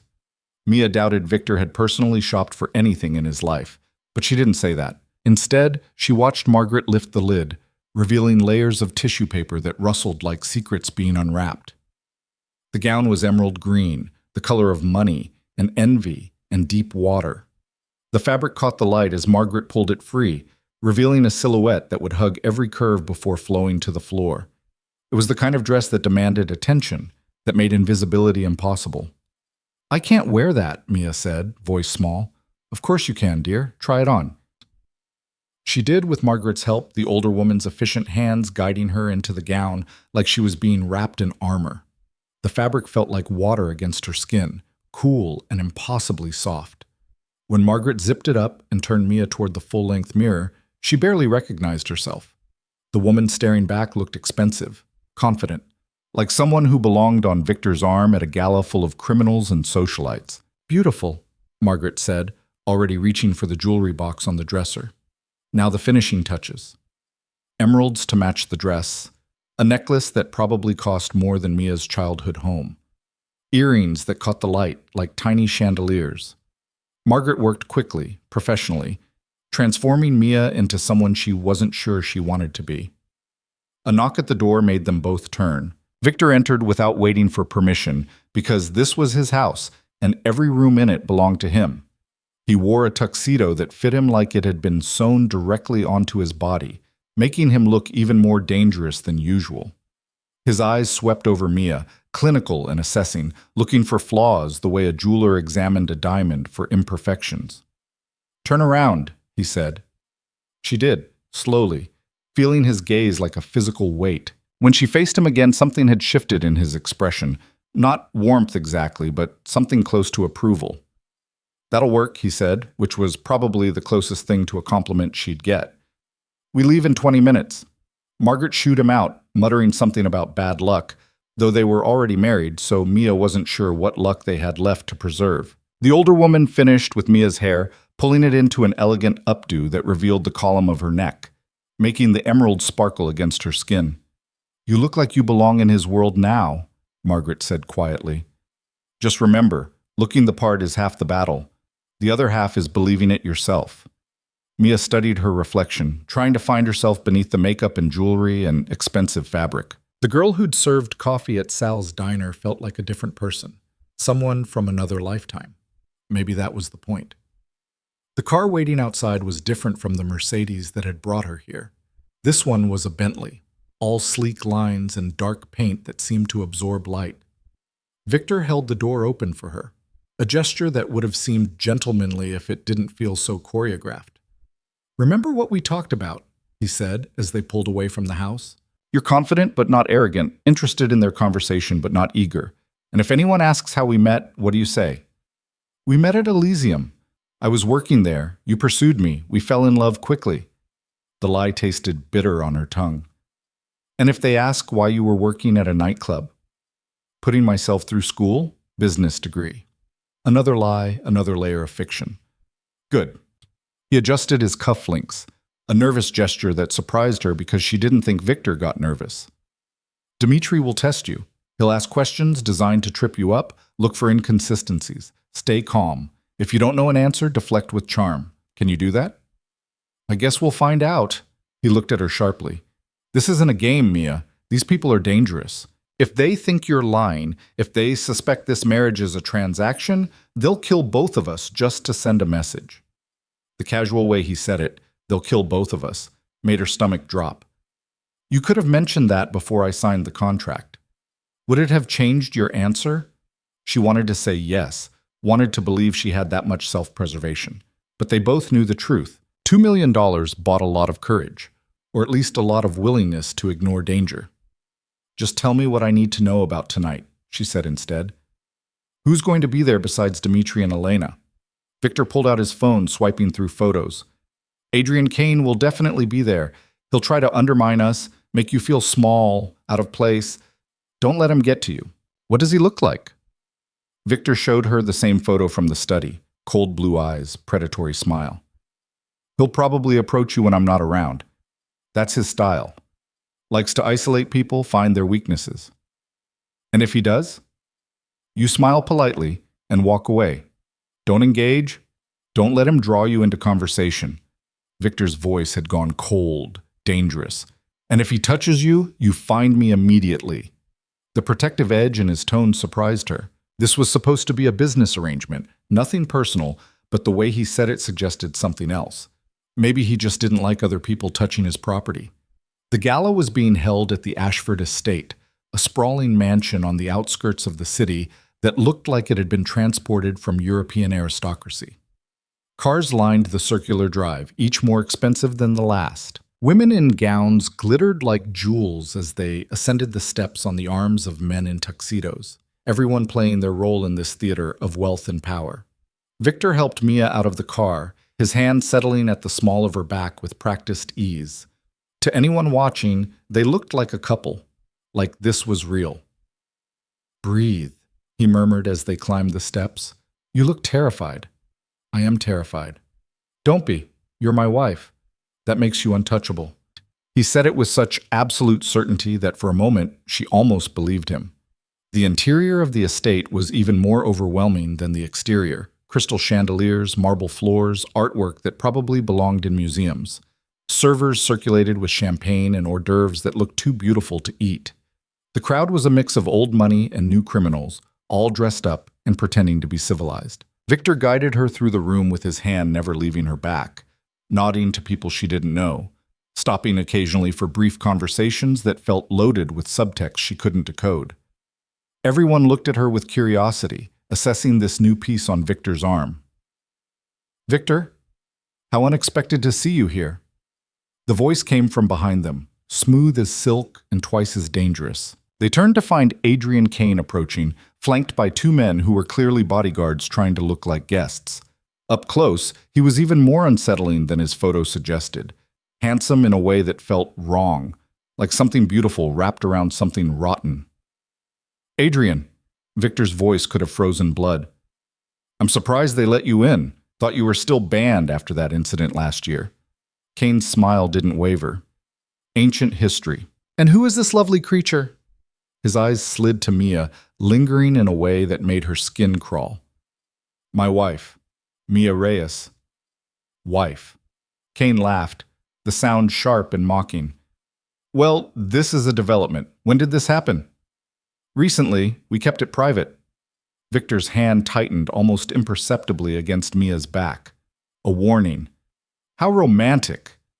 Kane stepped closer, and Mia caught the scent of his cologne. Expensive but cloying, too much of everything. "And where did Victor find you, Mrs. Reyes? You don't quite fit the usual profile of women in his orbit." Every instinct told her to shrink back, to apologize for existing. But she thought of Margaret's words, "Looking the part is half the battle," and forced herself to meet Kane's gaze. "He didn't find me. I found him." She let a small smile play at her lips. "Turns out, even dangerous men need saving sometimes." Something flickered in Kane's eyes. Surprise, maybe respect. Victor's hand relaxed against her back. "Charming," Kane said, though his tone suggested he found it anything but. "I look forward to getting to know you better, Mrs. Reyes. I'm sure we'll have plenty of opportunities." He drifted away into the crowd, his bodyguards following like shadows. Mia released a breath she hadn't realized she was holding. "That was good," Victor said quietly. "Better than good. You made him uncomfortable." "I thought I was supposed to avoid engaging with him." "You were. But what you did was better. You engaged without giving him anything to work with. He doesn't know what to make of you now." There was something almost like pride in his voice. "Come on, Dimitri's here." He led her toward the far side of the room where a small group had gathered around a man who radiated authority like heat from a fire. Dmitri Volkov was shorter than Mia had expected, stocky and solid, with silver hair and eyes that missed nothing. The woman beside him had to be Elena, late 20s, beautiful in a cold, untouchable way, wearing diamonds like they were armor. Victor approached with the kind of measured confidence that suggested he'd done this 1,000 times. Dmitri, thank you for the invitation. Dmitri turned and his face transformed into something that might have been warmth if it reached his eyes. Victor, I was beginning to think you'd stopped attending these things. I had nothing worth celebrating. That's changed, Victor gestured to Mia. This is my wife, Mia. Dmitri's gaze swept over her, sharp and assessing. Mia felt like she was being examined under a microscope, every flaw catalogued and measured. She forced herself to smile, to extend her hand with confidence she didn't feel. It's a pleasure to meet you, Mr. Volkov. He took her hand, his grip firm but not crushing. The pleasure is mine, Mrs. Reyes. Victor's marriage is surprising news. Good surprises are rare in our world, Victor said smoothly. I wasn't going to waste time with long engagements. Clearly. Dmitri released Mia's hand, turning to his daughter. Elena, this is Victor Reyes and his new wife. Elena's smile was polite and empty. How lovely. Congratulations on your marriage. Her accent was barely there, just a hint of something European beneath perfect English. You must tell me how you managed to capture Victor's attention. He's usually so focused on business. It was a test, delicately delivered. Mia could feel Victor's tension beside her, could sense that her answer mattered more than she understood. I think it was mutual, she said carefully. Sometimes you meet someone and everything else just becomes noise. How poetic. Elena's expression didn't change. And what did you do before you became Mrs. Reyes? I was finishing my business degree, working to pay for school. Working where? The question was sharp, pointed. Elena knew something or suspected something. Mia felt panic rising but kept her voice steady. Various places. Retail, service industry, whatever paid the bills. How admirably pragmatic. Dmitri's voice carried a note of approval. Elena could learn something from that attitude. She's never worked a day in her life. Father. Elena's composure cracked slightly. It's true. You were born into privilege, as was I. But people who've had to fight for survival understand the value of things. He looked at Mia with new interest. You seem like someone who understands value, Mrs. Reyes. I understand that nothing comes free, Mia said, and meant it more than anything she'd said all night. Everything has a price. Dmitri laughed, a genuine sound that made several heads turn. I like her, Victor. She has spine. He clapped Victor on the shoulder with enough force to make it clear he could break bones if he wanted. We should talk business next week. I think we may have more common ground than I initially thought. I'd like that. Victor's voice was carefully neutral, but Mia could feel the tension draining from him. This was what tonight had been about, getting Dmitri to see him as someone settled, someone trustworthy. They talked for a few more minutes about nothing important before Dmitri and Elena moved on to greet other guests.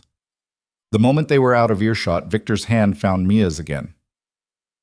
You did well, he said quietly. Better than I expected. He liked me because I'm not one of them, because I had to work. He liked you because you didn't apologize for it. These people respect strength, even when it comes wrapped in evening gowns. Victor guided her toward the bar. You need a drink. So do I. The bartender poured champagne without being asked, clearly familiar with Victor's preferences. Mia took a glass and drank too fast, the bubbles burning her throat. Slow down, Victor murmured. You need to stay sharp. I know, She looked around at the crowd, at all these people playing their roles in games she barely understood. This is exhausting. Welcome to my world. There was something almost sympathetic in his voice. It never gets easier. You just get better at pretending it doesn't bother you. A woman's laugh cut through the ambient noise, sharp and cruel. Mia turned toward the sound and found a small group of women clustered near the windows, all of them looking in her direction. One of them, a brunette in a red dress that probably cost more than a car, was saying something that made the others laugh.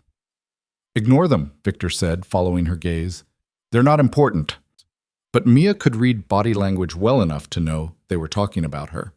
About the girl in the green dress who didn't belong, who'd somehow managed to trick Victor Reyes into marriage. The brunette detached from her group and approached, her smile friendly in a way that set off every alarm bell Mia possessed. Victor, darling, aren't you going to introduce us to your mysterious bride? Mia, this is Catherine Ashford. She's hosting tonight. Victor's voice carried a warning edge. Catherine, my wife Mia. Wife. Still getting used to that word associated with you.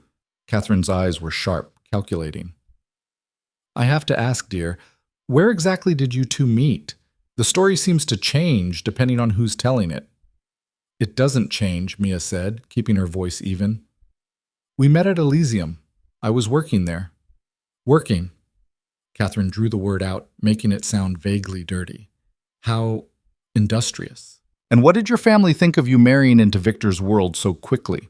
It was a trap, designed to expose that Mia had no family worth mentioning, that she came from nothing. The old Mia would have stammered out an excuse, apologized for existing. But the new Mia, the one wearing emeralds and a wedding ring that weighed like a promise, was tired of apologizing. They're dead, she said flatly.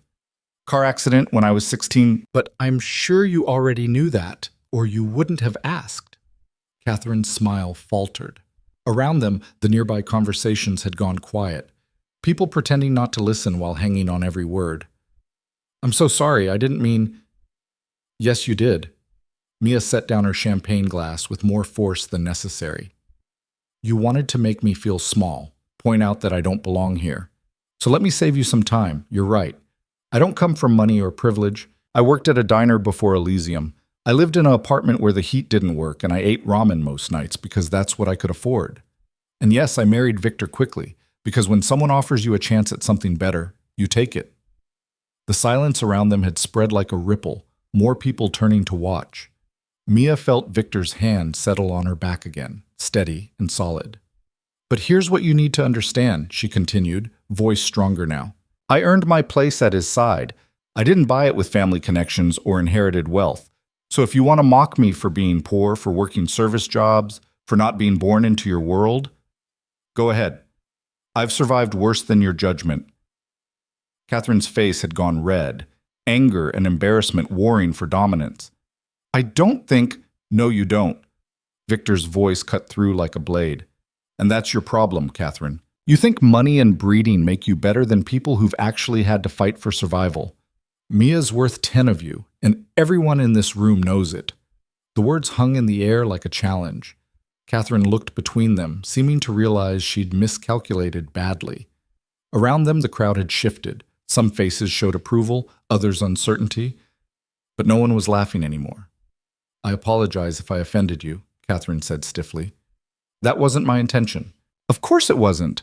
Mia picked up her champagne again, surprised to find her hand wasn't shaking. We all make mistakes. Catherine retreated with as much dignity as she could manage, her group of friends following like nervous birds. The conversations around them resumed, but Mia could feel the weight of attention still fixed on her. We should dance, Victor said suddenly. What? They're all watching us. We need to give them something to see. He set down his drink and offered his hand. Come on. The dance floor was already crowded with couples swaying to something classical and elegant. Victor led her to the center, his hand settling at her waist with the same practiced ease he did everything else. Mia placed her hand on his shoulder, acutely aware of how close they were, how many eyes were tracking their every movement. I didn't know you could dance, she said as he guided her into the rhythm. I can do a lot of things you don't know about. His voice was quiet, meant only for her. What you did back there, standing up to Catherine, that was either very brave or very stupid. Probably both. Definitely both. But there was something like admiration in his tone. You surprised me. I thought you'd let her walk all over you. I'm tired of being walked over. Mia met his eyes, dark and unreadable. You said I needed to believe I belonged here. Well, maybe I'm starting to. Or maybe you're just better at pretending than you thought. He spun her, the movement smooth and practiced, and for a moment Mia forgot this was all an act, forgot the contract and the money and the danger lurking beneath the surface of this beautiful night. When the dance ended, Dmitri appeared at Victor's elbow, like he'd been waiting for the right moment. That was quite a performance, he said, though whether he meant the dance or the confrontation with Catherine wasn't clear. Your wife has fire, I respect that. She's full of surprises, Victor agreed. Good. I don't trust people who are easy to read. Dmitri turned to Mia. Walk with me, Mrs. Reyes. I'd like to speak with you privately. Every alarm bell in Mia's head started screaming. Victor's hand tightened briefly on her waist before releasing her. Of course, she said, because what else could she say? Dmitri led her away from the crowd, toward a terrace that overlooked gardens lit by carefully placed lights. The night air was cool against her skin, a relief after the heat of the ballroom. They stood in silence for a moment, and Mia fought the urge to fill it with nervous chatter. You love him, Dmitri said finally. It wasn't a question. Yes. The lie came easier than she'd expected. Why? The question threw her. I don't think love works on logic. Perhaps not, but it works on something. He turned to face her fully. I've known Victor for 5 years. In that time, I've seen him build an empire, make enemies, destroy people who crossed him. What I've never seen is vulnerability, until tonight, watching him watch you. Mia's heart hammered. I don't understand. When Catherine attacked you, Victor was ready to burn her entire world down. I saw it in his eyes. Dmitri smiled, but it was cold. That's not business. That's personal. So either you've managed to make him care about you in a matter of weeks, or you're both playing a game so sophisticated I haven't figured it out yet. This was it. The moment where everything could collapse. Mia thought about Detective Chen's warnings, about the bodies in the river, about the danger she'd walked into with open eyes. Mr. Volkov, I don't know what you want me to say. I'm not playing games. I'm trying to survive in a world I don't understand, next to a man who scares me as much as he... She stopped herself, but too late. As he what? Dmitri prompted. As much as he makes me feel safe, she finished quietly, and realized with a jolt that it was true. Victor was dangerous, possibly evil, definitely manipulative, but he'd also protected her, defended her, made her feel valuable for the first time in her life. Dmitri studied her for a long moment. You're either very clever or very honest. I haven't decided which. Can I be both? He laughed, genuine amusement lighting his face. Perhaps you can. Very well, Mrs. Reyes, you've passed my test. I'll do business with your husband. Relief flooded through her. Just like that? Just like that. Victor has what I need. I have what he needs. But more importantly, he has you. And you have something I haven't seen in this world in a very long time. Dmitri moved toward the terrace doors. Integrity. Don't lose it. The moment you become like the rest of us, you'll lose whatever power you have over him. He left her alone on the terrace, head spinning. She'd done it. Whatever test Dmitri had been running, she'd passed. The deal was happening. Victor found her a few minutes later, his expression unreadable. What did he say? He asked if I loved you. I said yes. Mia turned to face him. He said he saw you were willing to destroy Catherine for me, and that meant it was either real or we were playing a sophisticated game. And what did you tell him? The truth. That you scare me and make me feel safe at the same time. She searched his face for some reaction. He said he'd do business with you. Victor's expression didn't change, but something shifted in his eyes. You're better at this than I expected. Everyone keeps saying that, like you all expected me to fail. We expected you to be adequate. You're exceeding expectations. He offered his arm. Come on, let's make our exit. We've accomplished what we came for. The drive home was quiet, both of them processing the night in their own ways. Mia watched the city lights blur past, exhausted down to her bones, but also strangely exhilarated. She'd stood in a room full of dangerous people and held her own. Had defended herself against mockery, passed Dmitri's test, played the role of Victor's wife well enough to convince a man who'd built an empire on reading people. Back at the house, Victor followed her upstairs, something he'd never done before. He stopped at her bedroom door, seeming uncertain for the first time since she'd met him. What you said to Dmitri? About feeling safe. His voice was quiet. Did you mean it? Mia thought about lying, about maintaining the professional distance they were supposed to have. But she was too tired for more games. Yes, I know you're dangerous. I know you've probably done terrible things, but you've also protected me, defended me, made me feel like I matter. She met his eyes. Is that part of the act too? I don't know anymore. He said it so quietly she almost missed it. Good night, Mia. He walked to his own room, leaving her standing in the hallway wearing emeralds and questions she couldn't answer. Inside her bedroom, Mia took off the jewelry with shaking hands, each piece feeling heavier than it should. She'd survived her first real test in Victor's world, had proven she could play the role convincingly enough to fool people who made careers out of deception. But somewhere in the middle of the performance, something had shifted. The lies had started feeling like truth. The pretending had become real in ways that terrified her. She fell asleep with her wedding ring still on, its weight familiar now, and dreamed of dancing with a dangerous man who looked at her like she was worth protecting, like she was worth something more than money. The weeks that followed blurred together in a strange rhythm that felt almost like real life.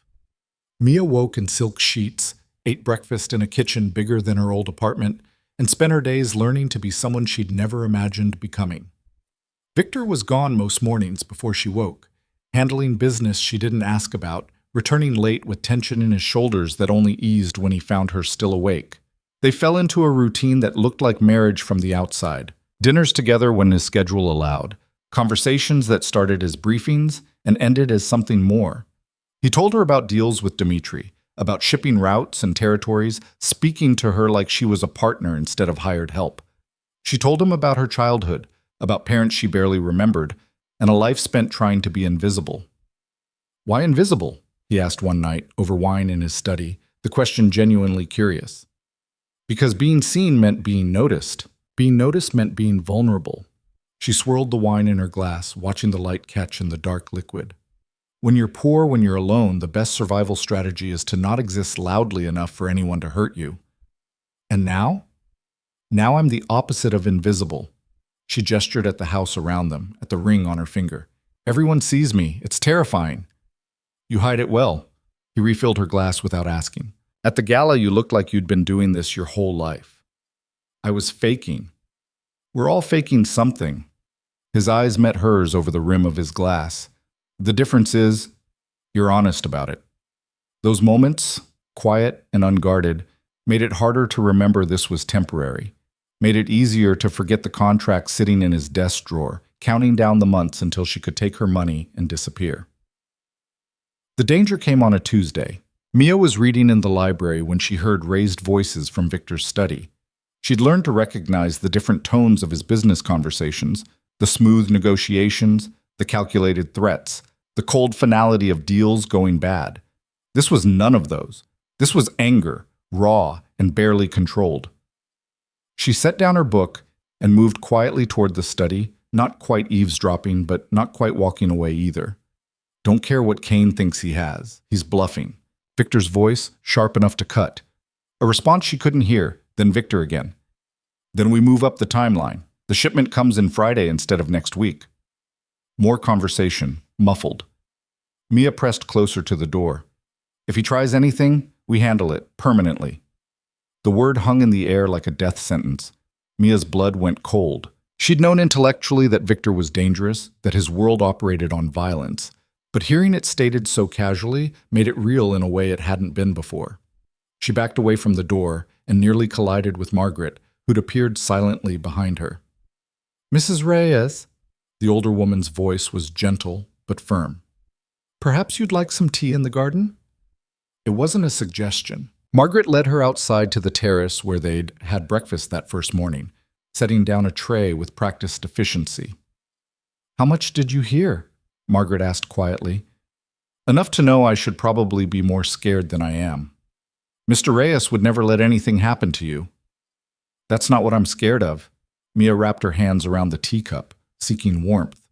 "I'm scared of what he is, what this all is."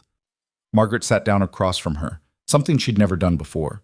The gesture felt significant, like they were crossing a line from employer-employee to something else. "Can I tell you something?" Margaret's voice was soft. "I've worked for Mr. Reyes for 8 years. In that time, I've seen him make hard decisions, do things that kept me awake at night. But I've also seen him protect the people under his care with a loyalty that's rare in this world. He's not a good man, Mrs. Reyes, but he's not as bad as people think either." "How do you know?" "Because bad men don't build hospitals in neighborhoods the city forgot. They don't fund scholarships for kids with no chance. They don't cry when they think no one's watching." Margaret's eyes were kind. "Whatever Mr. Reyes is, He's more complicated than the rumors suggest. Before Mia could respond, Victor appeared in the doorway, his expression still dark from whatever conversation had just ended. Mia, inside, now. Margaret stood quickly, gathering the tea service. Mia followed Victor back into the house, her heart hammering. His tone had been cold, commanding, nothing like the man who'd shared wine with her and talked about honest faking. In the study, he closed the door and turned to face her. How much did you hear? Not much. Something about Cain and a shipment. Don't lie to me. I'm not. You were standing outside the door. Don't insult my intelligence by pretending otherwise. He moved to the window, looking out at the grounds with his back to her. This is exactly why I didn't want you involved in the business side. I wasn't trying to get involved. I heard voices and what? Got curious? He spun around, anger flashing in his eyes. This isn't a game, Mia. The things you might overhear could get you killed if the wrong people think you know too much. Then maybe you should tell me what's actually going on instead of keeping me in the dark. Her own anger rose to meet his. I'm not just decoration, Victor. I'm your wife, at least on paper. If I'm in danger, I deserve to know why. They stared at each other, tension crackling between them like electricity. Finally, Victor's shoulders dropped slightly, some of the anger draining away. Cain is making moves against the Volkov deal. He's threatening to hijack a shipment that's critical to finalizing our agreement with Dmitri. He ran a hand through his hair, a rare gesture of frustration. If he succeeds, everything we've built falls apart. Dmitri will think I can't protect my own interests, and the deal dies. So what are you going to do? What I have to.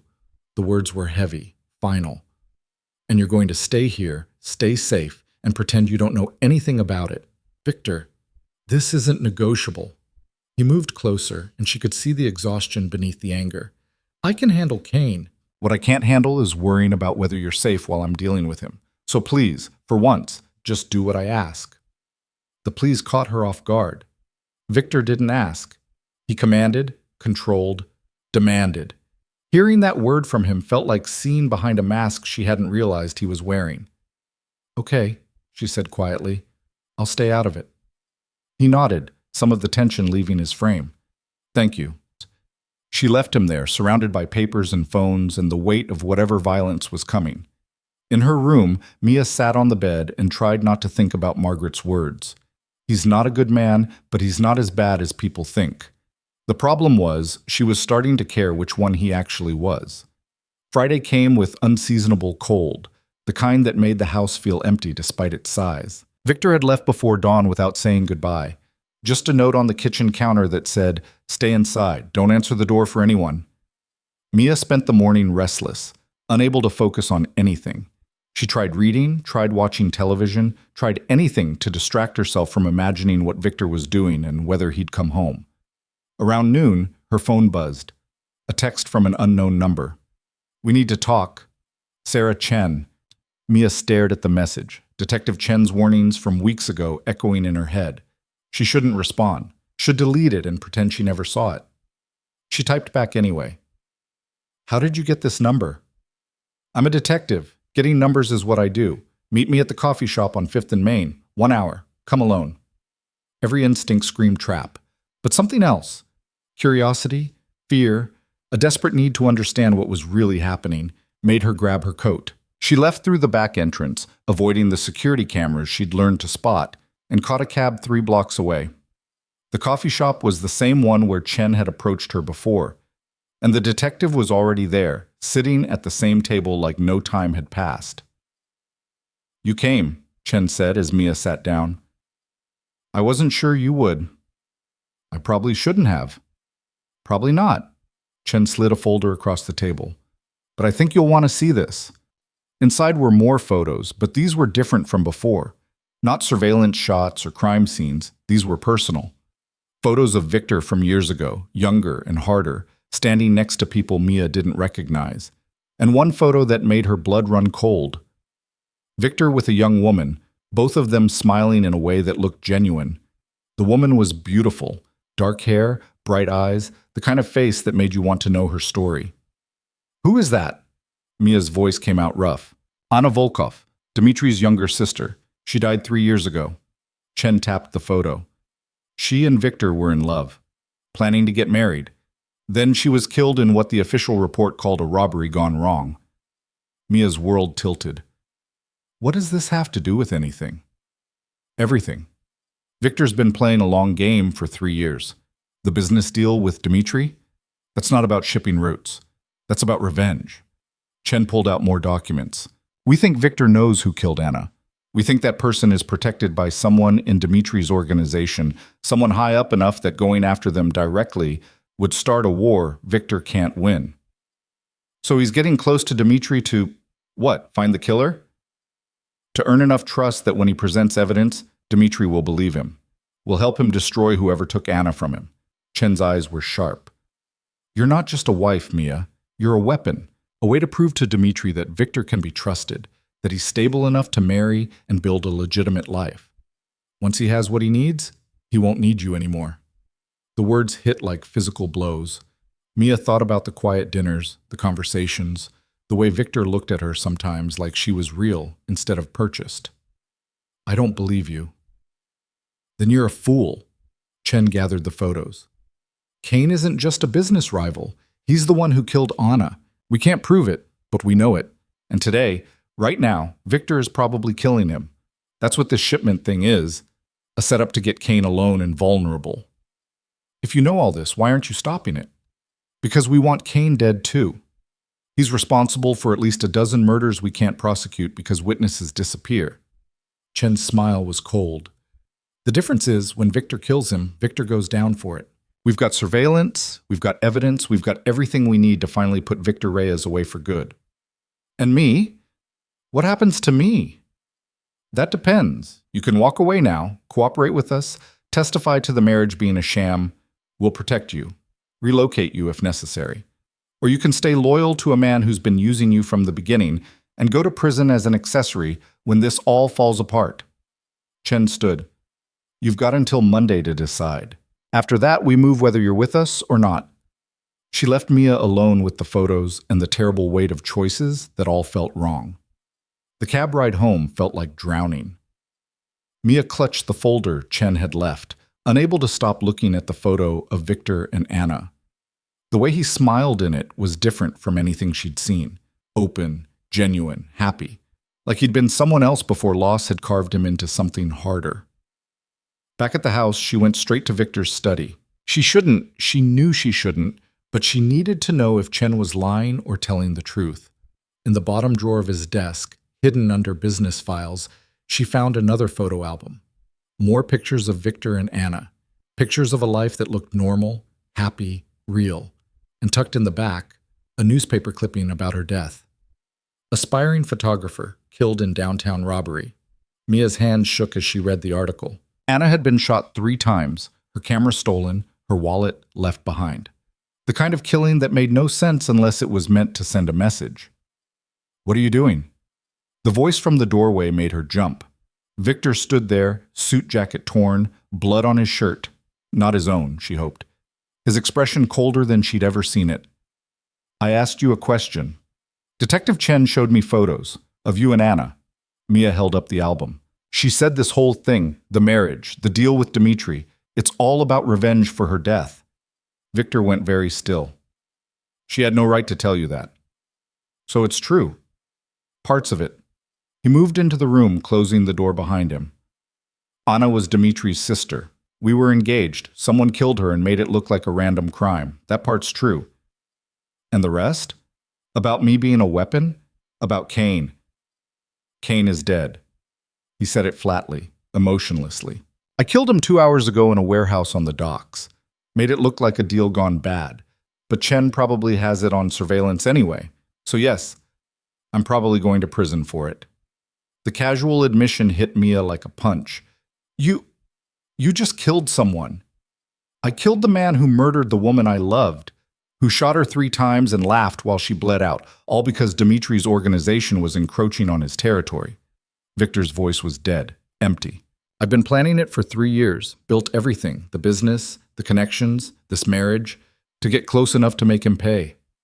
The marriage, Mia's voice cracked. So Chen was right. I was just part of the plan. At first, yes. He looked at her directly, and there was something broken in his eyes. I needed a wife to convince Dmitri I was stable.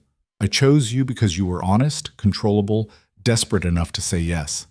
It was calculated. All of it. Each word felt like a knife. The wallet. In the diner. You didn't lose it. I left it there. I'd been watching you for weeks. Knew your schedule. Knew you'd find it. His voice was mechanical, like he was reciting facts. I knew you'd call. Knew you'd be exactly what I needed. You manipulated me from the beginning. Yes. The simple admission was worse than any excuse would have been. Mia felt tears burning, but refused to let them fall. And everything since? The dinners, the conversations, defending me at the gala? That wasn't manipulation. For the first time, emotion crept into his voice. That was me forgetting what this was supposed to be. Getting attached when I shouldn't have. Caring about you when I'd sworn I'd never care about anyone again after Anna. Don't. The word came out sharp. Don't you dare try to make this romantic. You used me, bought me, built our entire relationship on lies. I know. He sat down heavily in his desk chair, suddenly looking exhausted. And now it's over. Kane's dead. Chen has her evidence, and in a few hours, federal agents are probably going to arrest me for murder. The deal with Dmitri is finalized. He knows now that Kane killed Anna, knows I did what family should do.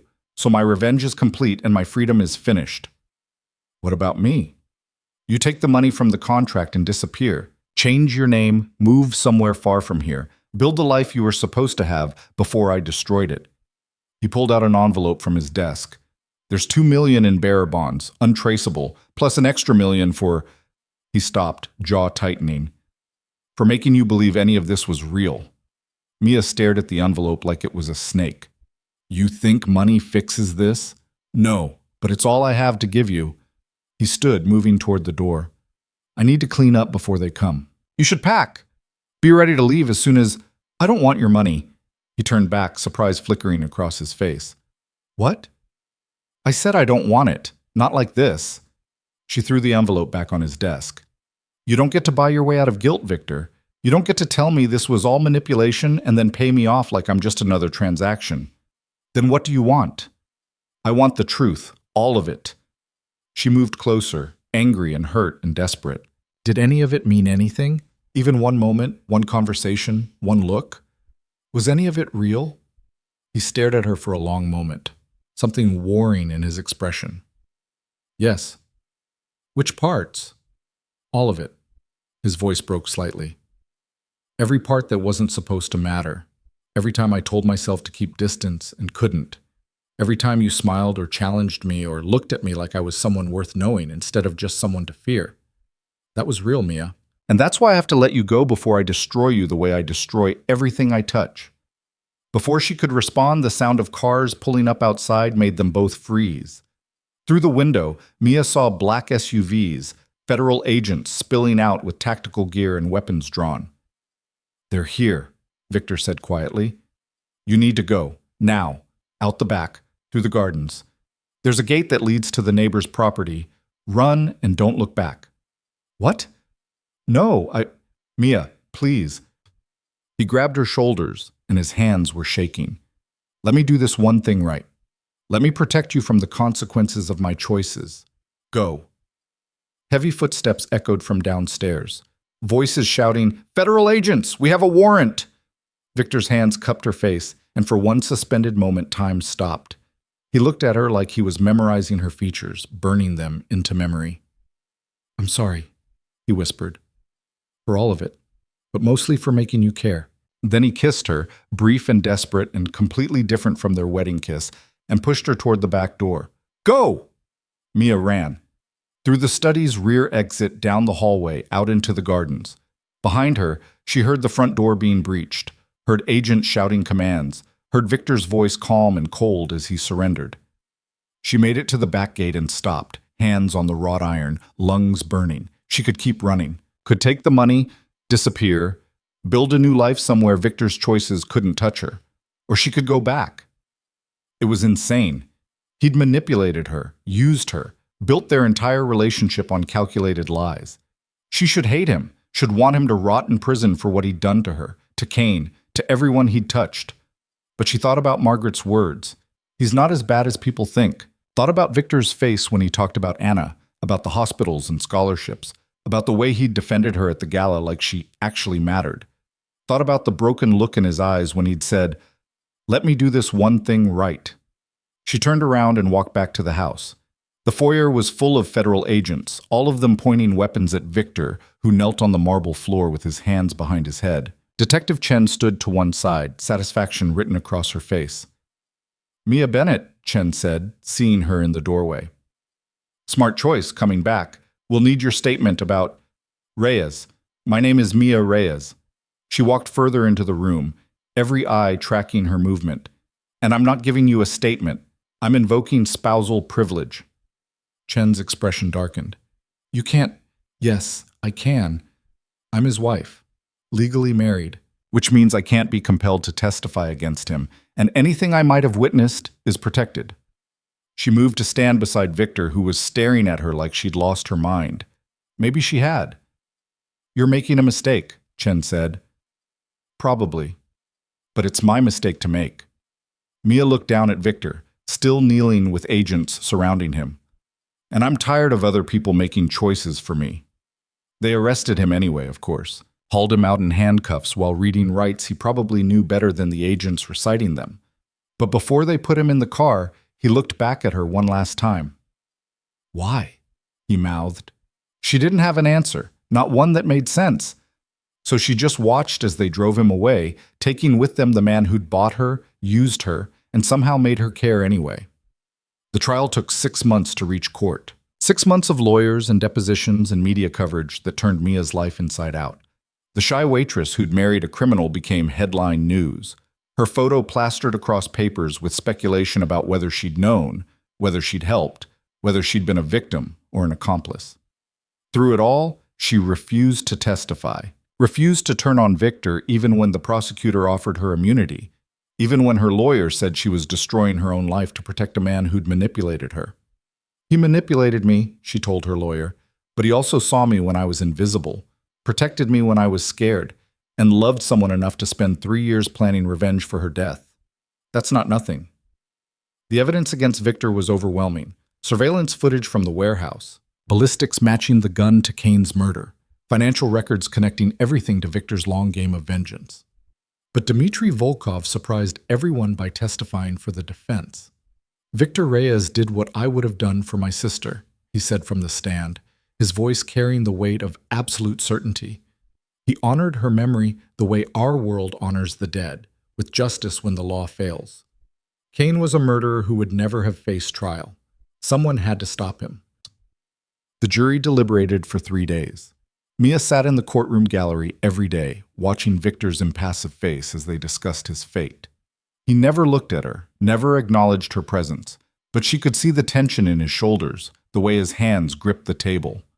When the verdict came back, guilty of voluntary manslaughter, reduced from first-degree murder, Victor's mask slipped for just a moment. Relief, exhaustion, something close to peace. 12 years. With good behavior, he could be out in 8. After the sentencing, they allowed Mia a brief visit before he was transferred to federal prison. They sat across from each other in a bare room with guards watching, a table between them that felt like an ocean. "You should have run," Victor said finally. "Should have taken the money and disappeared." "I tried. Made it to the back gate." She twisted her wedding ring, a gesture that had become habit. "But I couldn't." "Why not?" "Because despite everything you did, everything you are, you made me feel like I mattered, like I was worth protecting." She met his eyes. "And because I saw you with Anna in those photos, saw what you look like when you love someone without calculation or manipulation, and I thought maybe, someday, you could look at someone like that again." "Mia, I'm not asking for anything," she interrupted.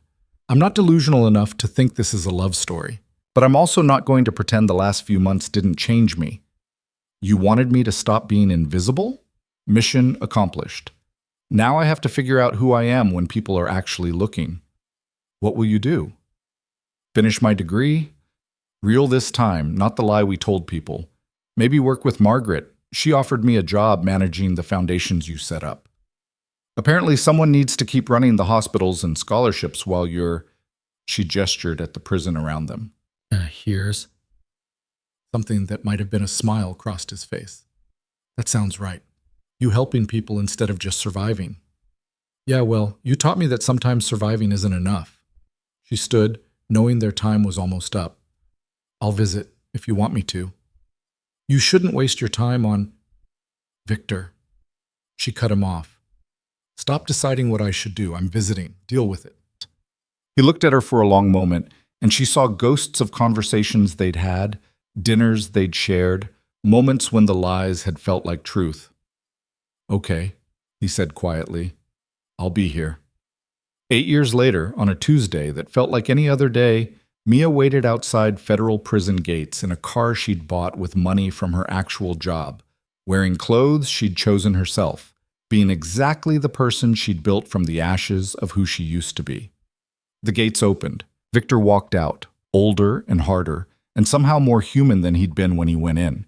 His eyes scanned the parking lot until they found her car, found her face through the windshield.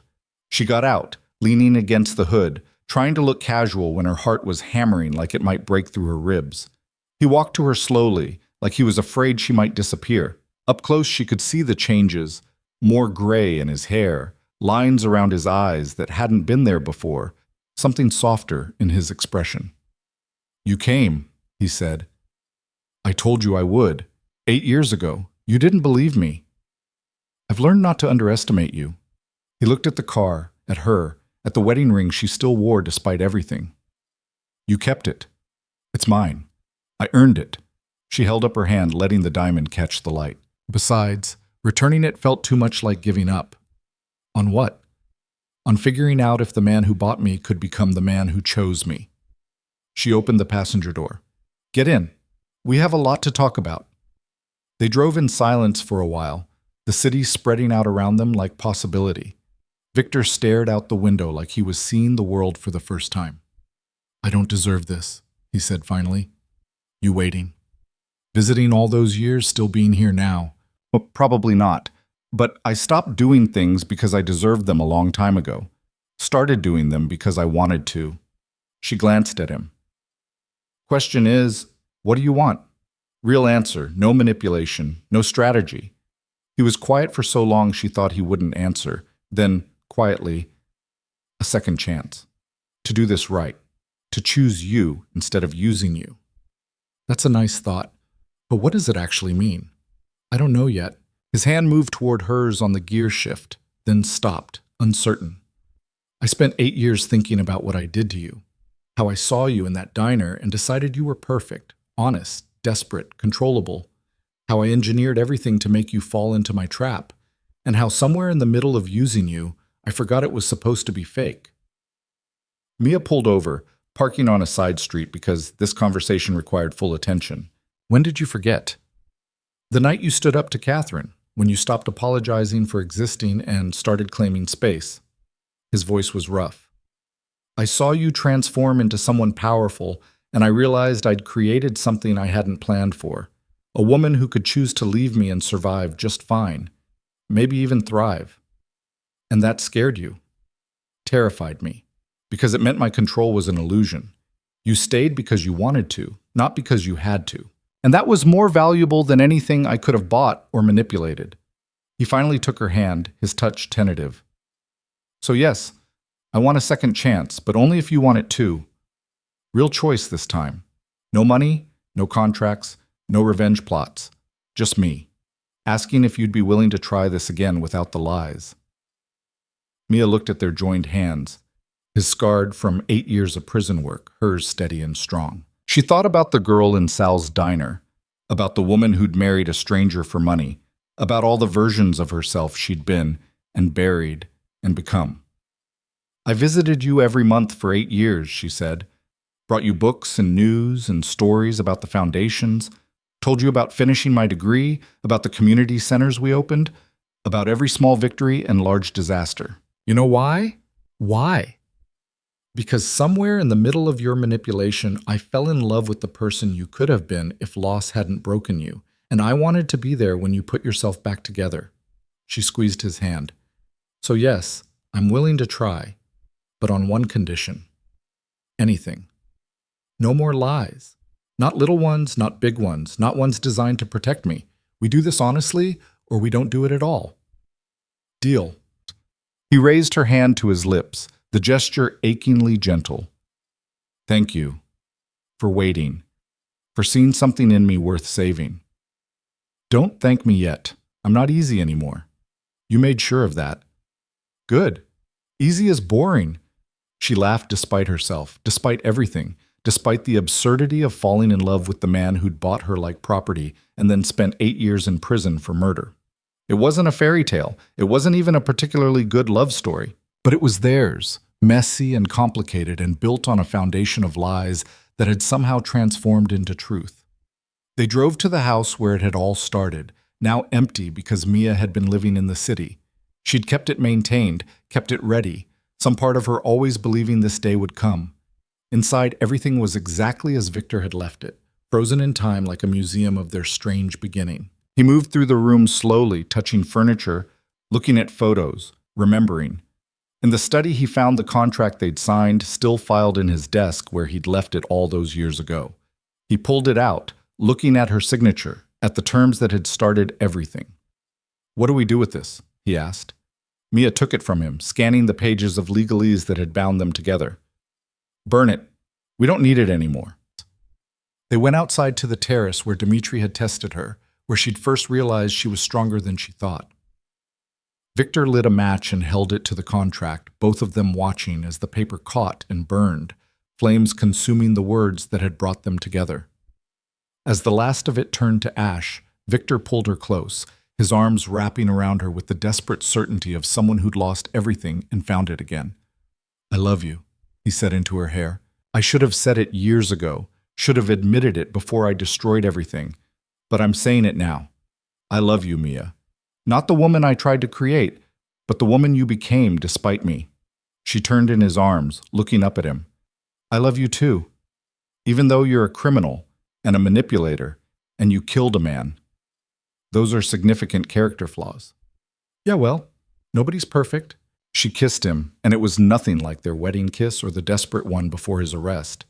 This was real, messy and imperfect and completely honest. They stayed on the terrace until the sun set, talking about the future they'd build together. No contracts this time, no manipulation, no revenge plots. Just two damaged people who'd found each other in the worst possible way and somehow made it work anyway. What do we tell people? Mia asked as night fell around them. About how we met, how this started? Victor thought about it, his arms still around her. The truth, I think. That I was a broken man who saw a desperate woman and decided to use her, and that she was strong enough to transform both of us in the process. That's not very romantic. No, but it's honest, and you said no more lies. I did say that. She leaned into him, feeling safe in a way that had nothing to do with money or protection. Okay, truth it is, even if it makes us both look terrible. Especially because it makes us look terrible. We earned this the hard way. Might as well own it. Years later, when people asked how they met, and people always asked, they told the truth. About the wallet and the manipulation, about the contract and the lies, about revenge and prison and 8 years of visiting rooms. Some people were horrified. Some were fascinated. Most didn't know what to make of a love story that started with such calculated cruelty and ended with such hard-won honesty. But Mia didn't care what people thought anymore. She'd learned that lesson from Victor, the one valuable thing he'd taught her before all the manipulation came to light. She mattered. Her choices mattered. Her voice mattered. And she chose him, every day, with full knowledge of who he was and what he'd done. Not because he was perfect, not because he deserved it, but because love, real love, wasn't about deserving or earning. It was about choosing to see someone completely, flaws and all, and deciding they were worth fighting for anyway. In the end, the shy waitress who'd returned a wallet disappeared completely. In her place stood a woman who ran charitable foundations, who'd survived manipulation and media circuses, and her own transformation from invisible to essential. And beside her stood a man who'd learned that vengeance was empty and control was illusion, but love, messy, complicated, honest love, was worth more than any scheme or strategy. They built a life together, one choice at a time, one honest conversation at a time, one moment of choosing truth over comfortable lies. It wasn't the life either of them had planned. It was better.